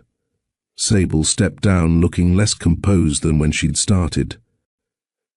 Closing arguments came next. Catherine was passionate and precise, walking the jury through the evidence piece by piece. Toxicology showing arsenic, pattern of symptoms, intercepted communications, Patricia Donovan's corroborating testimony. Ladies and gentlemen, this isn't about a jealous ex-girlfriend or a disgruntled employee. This is about systematic abuse of trust, deliberate poisoning, and attempted murder. Sable Minton didn't just work for Connor Drake, she controlled him. And when that control was threatened, she tried to eliminate the threat. Victoria Rhodes is alive today because she was careful, because she documented, because she protected her daughter, by hiding when telling the truth meant danger. That's not manipulation, that's survival.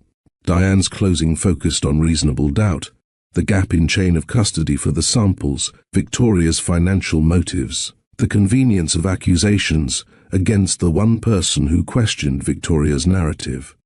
The prosecution wants you to believe a dramatic story because drama is compelling, but your job isn't to be entertained. It's to evaluate evidence objectively, and the evidence shows reasonable doubt. Maybe Sable Minton was overly protective. Maybe she made poor decisions about intercepting communications. But attempted murder? That requires proof beyond reasonable doubt, and all you have is Victoria Rhodes's word, samples she controlled for weeks, and circumstantial correlations that could have alternate explanations. The jury deliberated for 3 days. Connor and Victoria waited in a courthouse conference room, taking turns pacing, neither able to focus on anything except that closed door separating them from the verdict. "Whatever happens," Victoria said on the third day, "we did everything right. We told the truth. We provided evidence. We can't control what 12 strangers decide." "I know. Doesn't make the waiting easier." The door opened. Catherine Wells appeared, her expression carefully neutral. "Jury's back." The courtroom was packed when Judge Stevens called for the verdict. Connor and Victoria sat in the front row, hands linked, both barely breathing as the jury foreman stood. "On the charge of attempted murder in the first degree, how do you find?" "Guilty." Victoria's breath caught. Connor's grip tightened. "On the charge of conspiracy to commit murder?" "Guilty, on charges of fraud, forgery, and obstruction of justice." "Guilty on all counts." Sable Minton's face remained impassive, but her hands shook as she gripped the defense table. Diane immediately requested a mistrial, citing prejudicial testimony. Judge Stevens denied it. Sentencing was scheduled for 3 weeks later. Outside the courthouse, Catherine faced the press with Connor and Victoria flanking her. "Justice was served today," Catherine said firmly. Sable Minton used her position of trust to systematically poison Connor Drake.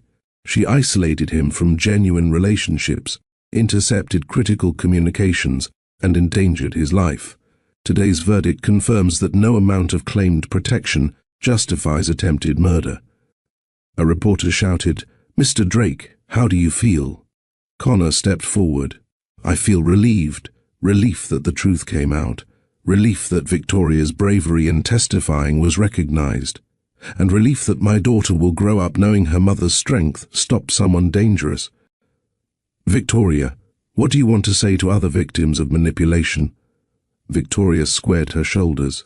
"Trust your instincts, document everything, and know that speaking truth to power is terrifying but necessary. You're not alone, you're not crazy, and people will believe you if you give them evidence and courage." They fielded a few more questions before security ushered them to Connor's car. "It's over," Victoria said as they pulled away from the courthouse. "The trial is over. Now we just have sentencing, and then life. Life sounds good. Life sounds perfect. You've been with Connor and Victoria through every challenge. Hit that like button if you're celebrating this victory with them. Subscribe to Mr. Steele Rich Stories for moral-rich narratives about people who choose truth over convenience, who fight for justice even when it's hard, who build love through consistent action. Share this story with someone who needs to see that speaking up against manipulation matters. Drop a comment about which moment hit you hardest. Now let's see what happens when Connor faces his final corporate battle. 3 weeks after the verdict, Sable Minton stood before Judge Stevens for sentencing. The courtroom was less crowded this time. The dramatic testimony was over, leaving only the administrative conclusion of justice. Catherine Wells presented victim impact statements. Connor spoke first, his voice steady but weighted with emotion. "Your Honor, Sable Minton didn't just poison my body. She poisoned 22 years of my life. She isolated me, controlled me, and convinced me that her management was protection. When I finally started making choices for myself, she escalated to attempted murder. Because of her actions, I missed the first 13 days of my daughter's life. Because of her, Victoria Rhodes had to hide during her pregnancy, terrified for her child's safety. The physical symptoms I experienced have mostly resolved. The betrayal of trust will take much longer to heal." Victoria spoke next. "I'm not the primary victim here, but I want the court to understand what it's like to witness poisoning and know that speaking up means becoming a target. I want every woman who discovers the dangerous truth to know that staying silent isn't the only option. Sable Minton tried to silence me by intercepting my communications, and when that failed, I had to silence myself by disappearing. That's what unchecked control does. It makes truth dangerous. I hope this sentence sends a message that manipulation and control have consequences." Patricia Donovan spoke last. "I lost my career because I questioned Sable Minton's authority. I suffered health consequences that I'm still recovering from years later. But mostly, I lost the confidence to speak up when something's wrong. I teach my children to tell the truth. But I stayed silent about my own poisoning because I was afraid of Drake Industries' resources. That ends today. I'm speaking up, and I hope others will too." Diane Northwood made a final plea for leniency, arguing that Sable had devoted her life to Connor's success, that her actions came from misguided loyalty rather than malice. Judge Stevens was unmoved. "Miss Minton, this court has heard extensive evidence about your systematic abuse of power. You didn't just poison Connor Drake once in a fit of passion. You did it daily, methodically, over months. You isolated him from relationships you couldn't control. You sabotaged the careers of people who questioned you. You intercepted personal mail and communications. Your attorney argues this was misguided protection. I find it was calculated control that escalated to attempted murder."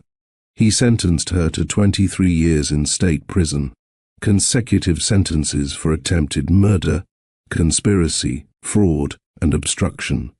No possibility of parole for 18 years. Sable's composure finally shattered. She looked at Connor with something between desperation and fury. "I did everything for you. Everything. And you chose her over 2 decades of loyalty." "No," Connor said quietly but firmly. "You chose control over honesty. That's not loyalty, that's possession. And I'm done being owned." Sable was led away in handcuffs, and the chapter closed. Outside, Victoria sagged against Connor. "It's really over now. It's really over. What happens next?" "Next, we go home. We focus on Royal. I finish dealing with the corporate situation, and we figure out what life looks like when we're not constantly in crisis mode." The drive back to Harbour's Rest was quiet, both processing the finality of Sable's sentence. 23 years. Sable would be in her 60s when released, her life defined by the control she'd tried to maintain and the consequences that followed. At home, Tamsin had Royal fed, changed, and happily played on her activity mat. "How'd it go?" Tamsin asked, reading their exhausted expressions. 23 years, Connor said simply. "Good. She earned every day of it." Tamsin gathered her things. "I'm going to leave you 3 to decompress. Royal's been perfect." She rolled from her back to her side today, which isn't quite rolling over, but it's close. She's getting stronger every day. After Tamsin left, Connor sat on the floor beside Royal's playmat, watching her reach for dangling toys with increasing coordination.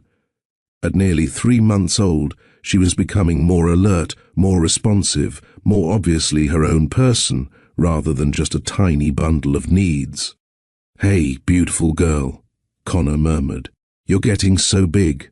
Soon you'll be rolling over, then sitting up, then crawling everywhere and getting into everything. And I'm going to be here for all of it." Victoria joined them on the floor, the three of them in a small circle on the worn carpet of her modest apartment. "We need to talk about something," she said. "That sounds ominous." "It's not. Or maybe it is. I don't know." She took a breath. "Connor, you've been staying here 4 nights a week for almost 3 months now. You've essentially moved in except for the nights you're in Manhattan. And I think we should make that official. You want me to move in? I want us to find a place together. This apartment was fine when it was just me, but it's cramped with 3 of us, plus all of Royal's equipment. I want a real home. For all of us." Connor's heart did something complicated in his chest. "You want to buy a house, together. I want us to build something permanent. Not your house that I move into, not my apartment that you're crashing in, our home. Both our names on the deed, both our choices in the design, a real partnership in every sense." "Victoria Rhodes, are you asking me to cohabitate officially? I'm asking if you're ready to stop testing whether this works and start building like it does." Connor kissed her, soft and sure. "Yes, absolutely yes. Let's find a house. Let's make it ours. Let's build the life we want instead of the life we're testing." They started house hunting the following week, bringing Royal along to viewings in her carrier, imagining futures in every empty room they walked through. The house they found was modest by Connor's standards. 3 bedrooms, 1.5 baths, a small yard on the edge of Harbour's Rest with views of the park where they'd opened Royal's first chapter together. It needed work. The kitchen was outdated, the bathroom fixtures were ancient, the yard was overgrown. "It's perfect," Victoria said, standing in the empty living room. "It needs significant renovation. It needs love." "There's a difference." They made an offer that day, both their names on all documents, both contributing what they could afford, building equity together, rather than Connor simply buying and Victoria living in his space. The corporate situation resolved itself 3 weeks later. Lawrence Thompson's takeover bid collapsed when Connor's distributed leadership model produced quarterly results that exceeded projections. Employee satisfaction was at an all-time high, client retention improved, decision-making speed increased. Bradford called with the news. "Thompson's withdrawing his offer. The shareholders you were worried about. They just released a joint statement supporting your leadership approach. You won, we won," Connor corrected. "The company won because we proved there's a better way to lead than constant CEO heroics. What's next for you?" "Next, I'm making the 3-day Manhattan schedule permanent. We're hiring a COO to handle day-to-day operations, while I focus on strategy and vision. And I'm buying a house in Harbour's Rest, where I'll be raising my daughter." "You're really staying there." "I'm really staying here. This is home now." 6 months later, Royal Rhodes Drake celebrated her first birthday in the backyard of their new house. The kitchen had been renovated, the bathroom updated, the yard transformed into a space for a toddler to explore safely.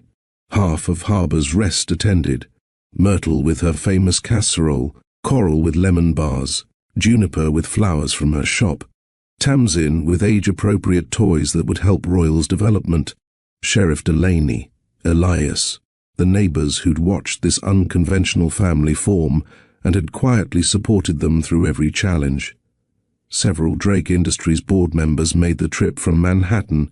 Bradford, Jennifer Park, who'd assisted Catherine during the trial, Thomas Whitfield, who'd once been Connor's harshest critic, but now championed the distributed leadership model to other CEOs.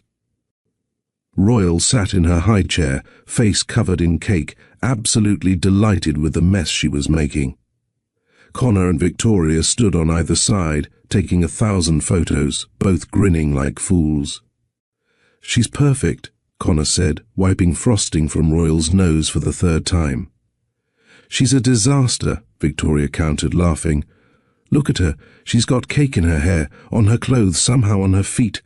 A perfect disaster." Victoria leaned into Connor's side, and he wrapped his arm around her waist, both watching their daughter discover the joy of birthday cake. "Can I have everyone's attention?" Connor called out, and the backyard conversations quieted. He pulled Victoria to face him, suddenly nervous despite the certainty of what he was about to do. "A year ago, I stormed into Victoria's apartment angry and confused. I thought I was there to confront lies.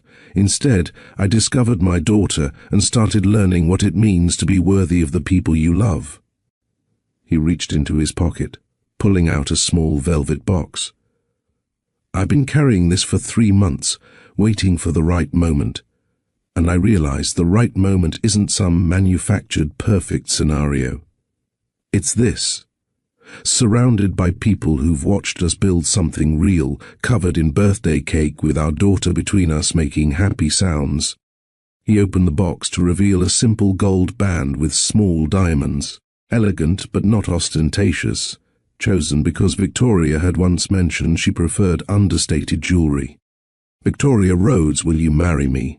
Not because we need to for Royal's sake, not because it's expected, but because I want to spend the rest of my life choosing you every single day. Because partnership and romance and friendship all at once is the best thing I've ever known. Because you make me better. And I want to make it official." Victoria's eyes filled with tears. "You're proposing at our daughter's first birthday party." "I'm proposing at our daughter's first birthday party, covered in cake, in front of half the town. Is that a problem?" "It's perfect. And yes, obviously yes." Connor slid the ring onto her finger, and the backyard erupted in applause. Royal chose that moment to smear cake directly into her own face, making everyone laugh. "She approves," Myrtle called out. "Though her approval method needs work." The celebration continued into the evening.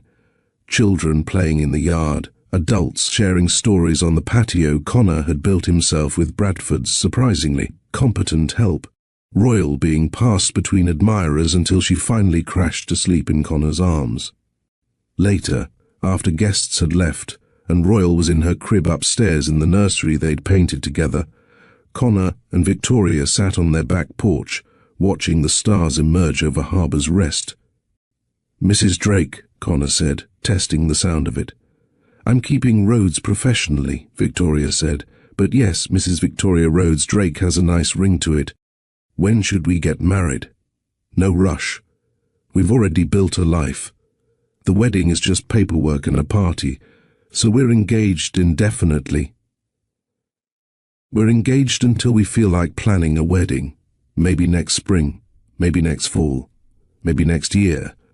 Whenever it feels right." Connor pulled her close, breathing in her scent, vanilla and something uniquely Victoria.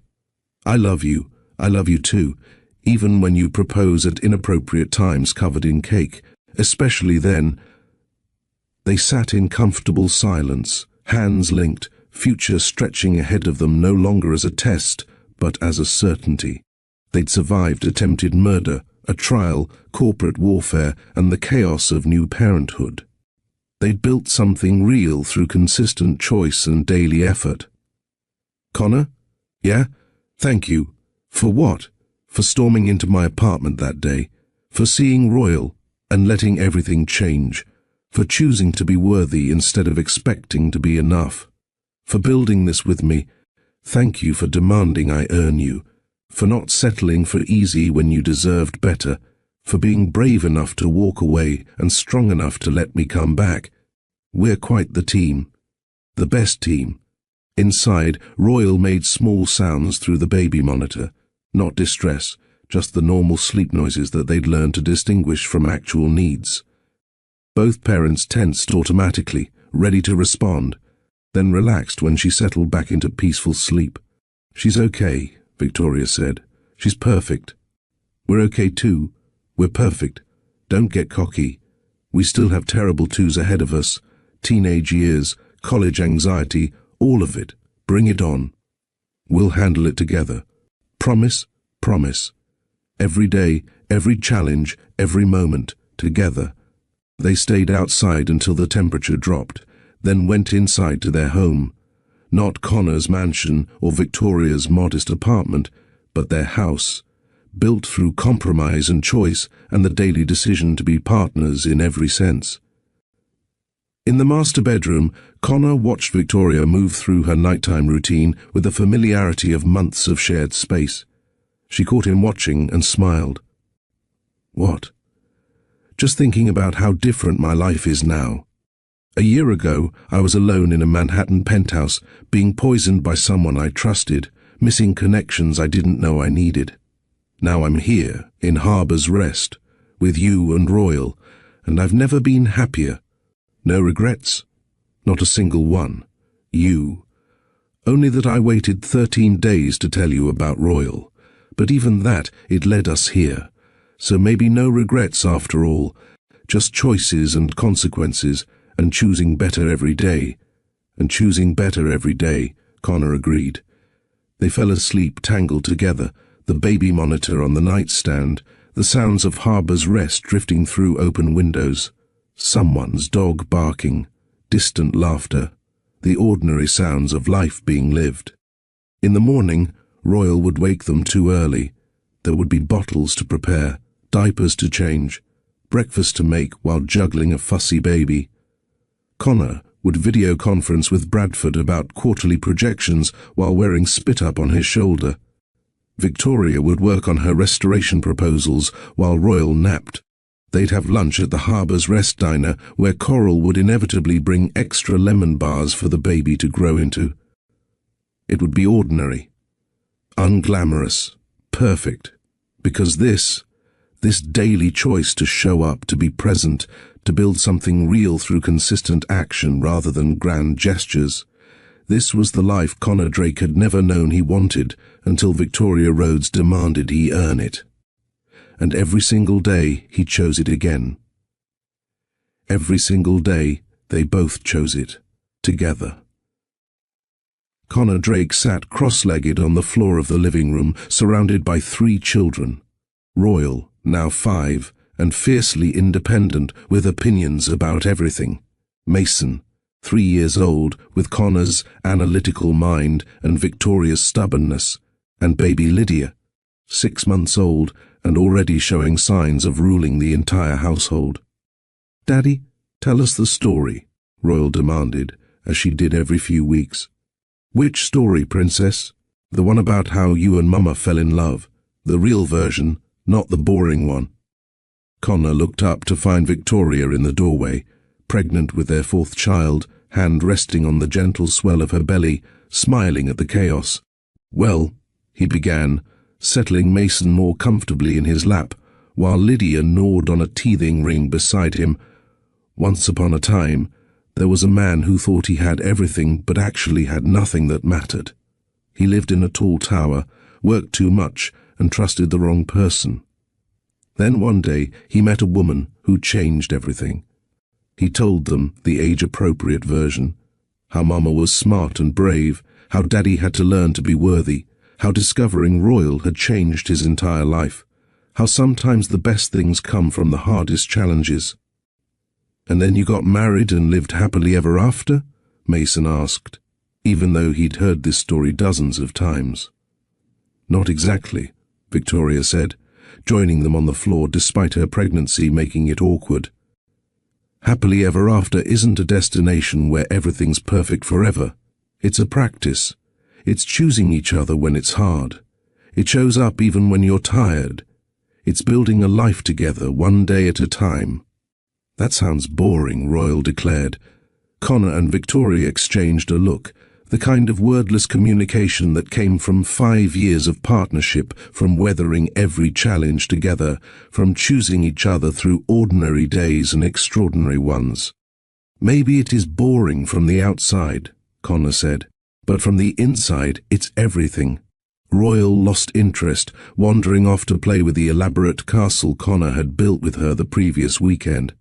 Mason followed, and Lydia decided she needed feeding right now based on the intensity of her sudden fussing. Connor handed the baby to Victoria, who settled into the rocking chair they'd moved from apartment to first house to this larger home they'd bought 2 years ago when Mason arrived, and space became critical. "You know what I love about this?" Victoria said, nursing Lydia while keeping one eye on Mason, who was attempting to climb furniture. "What?" "That happily ever after for us means chaos. 3 kids, almost 4. You work 3 days a week in Manhattan, 2 days remote. I run a coastal restoration consulting firm from the converted garage. Constant noise, constant mess, constant exhaustion. And it's perfect. It's perfect," Connor agreed, intercepting Mason before he could climb the bookshelf. "Hey buddy, let's find something safer to climb. Daddy, I'm going to be strong like you." That evening, after the children were bathed and storied and finally, blessedly asleep, Connor and Victoria collapsed on their back porch with glasses of wine, sparkling cider for Victoria because of the pregnancy. "I got a call from Catherine Wells today," Victoria said. "Yeah? How's she doing?" "Good. She's working on another case, a similar pattern of control and poisoning. She wanted to know if we'd be willing to talk to the victim, share our story." "What did you tell her?" I said yes. Because if our story helps even one person recognize control disguised as protection, it's worth reliving. We have. Royal starts kindergarten in the fall. Mason will be in preschool. The new baby comes in 4 months. Your distributed leadership model has been adopted by 6 other Fortune 500 companies. My restoration work just secured its biggest grant yet. We're doing okay. Better than okay. Better than okay, Victoria agreed. They sat in comfortable silence, watching Harbour's rest settle into the evening, the town that had welcomed them, supported them, watched them build this unconventional life. "Connor, do you ever miss it? Old life? The Manhattan penthouse, the constant work, the power and control?" He thought about it honestly. "Sometimes I miss the simplicity of it. When my biggest problem was quarterly earnings and hostile takeovers, not figuring out how to explain death to a 5-year-old because her fish died, or managing 3 kids under 5 while you're pregnant with number 4, or navigating kindergarten social politics. But I wouldn't trade this for anything. That life was simple because it was empty. This life is complicated because it's full. And I'll take full and complicated over empty and simple every single time." Victoria squeezed his hand. "Good answer. I've had years to practice." Inside, Lydia started crying. Both parents sighed simultaneously. "My turn," Connor said, standing. "You're growing as a human. I'll handle the midnight crying." He went inside, lifted Lydia from her crib, and walked her through the house, past Royal's room where she slept surrounded by stuffed animals and books, past Mason's room with its chaos of toys and trucks, past the nursery they were preparing for baby number 4. "Shh, beautiful girl," he murmured to Lydia, swaying gently. "Let's not wake your siblings. They need sleep, and Daddy needs at least a few hours before someone else needs something." Lydia's cries softened to whimpers, then hiccups, then peaceful breathing as she settled against his chest. Connor stood in the hallway of their home, a home they'd chosen together, renovated together, filled with the beautiful chaos of the family they'd built, and felt the profound rightness of it. This was a success. Not the quarterly earnings, or the building with his name on it, or the board meetings, or the shareholder value. This, standing in a hallway at midnight with a sleeping baby on his shoulder, a pregnant wife on the porch, 3 children dreaming in their beds, a life built through daily choice and consistent action. This was everything. Victoria appeared in the hallway, backlit by the porch light. "Is she okay?" "She's perfect. They're all perfect. You're perfect." I'm exhausted, pregnant, haven't slept through the night in 6 years, and I'm pretty sure I have spit up in my hair, still perfect. She crossed to him, carefully so as not to wake Lydia, and kissed him softly. I love you, Connor Drake. I love you, Victoria Rhodes Drake. Even with spit up in my hair, especially with spit up in your hair. Because that spit up represents this life we're living. The beautiful, messy, exhausting, perfect life we're choosing every single day. You've gotten very philosophical about bodily fluids. Fatherhood does that to a man. They stood together in the hallway, Lydia asleep between them, the house quiet around them, the future stretching ahead with all its complications and joys and challenges. Ready to do it all again tomorrow? Victoria asked. Every day. For the rest of our lives, that's a long time, not nearly long enough. Connor carried Lydia back to her crib, settled her gently, and watched her sleep for a moment. This tiny person who depended on him, who trusted him, who'd someday grow up and make her own choices and build her own life. He hoped she'd learn the lessons he'd learned through such difficulty, that control isn't protection, that isolation isn't safety, that real strength comes from vulnerability and partnership, and the willingness to be worthy, rather than expecting to be enough. He hoped she'd find someone who demanded she earn them. He hoped she'd be brave enough to walk away from what's easy to fight for what's right. He hoped she'd build a life full of beautiful, ordinary moments, rather than impressive, empty achievements. But mostly, he hoped she'd know she was loved, fiercely, completely, without condition, by parents who'd chosen each other every day and had chosen her just as certainly. In the master bedroom, Connor found Victoria already asleep, exhausted from a day of managing 3 children while pregnant with a 4th. He slid into bed beside her carefully, and even in sleep, she moved toward him, her body recognizing his presence. Tomorrow will bring you challenges. Royal would have opinions about breakfast. Mason would attempt death-defying feats of climbing. Lydia would need constant attention. The 4th baby would make Victoria uncomfortable as the pregnancy progressed. There would be work calls and restoration proposals, and the endless logistics of managing a household with multiple children. But they'd face it together. Every day, we choose each other. Every day showing up. Every day building this beautiful, complicated, messy, perfect life. And Connor Drake, who'd once measured success in billions and buildings and board seats, now measured it in midnight feedings and bedtime stories and the weight of a sleeping baby on his shoulder. And he'd never been richer. If this story of earned love, second chances, and choosing presence over power moved you, please share it with someone who needs to hear it. Hit that subscribe button for Mr. Steele Rich Stories. We bring you moral-rich narratives about real people making hard choices, building authentic relationships, and discovering that success isn't about what you achieve, but who you become. Drop a comment about which moment resonated most with you. Was it Connor's transformation, Victoria's courage, the covenant they built together, their decision to measure life by presence rather than achievement? Like this video, if you believe that showing up matters more than showing off, that consistency beats grand gestures, and that real love is built through daily choice. Thank you for being part of Connor and Victoria's journey. Thank you for believing that people can change, that second chances matter, and that the best stories aren't about perfection. They're about people choosing to be better, one day at a time. See you in the next story. Until then, keep choosing the people who matter, keep showing up, keep building the life you actually want, not just the life that looks impressive. This is Mr. Steele Rich Stories, reminding you that the best happily ever after isn't a destination, it's a practice.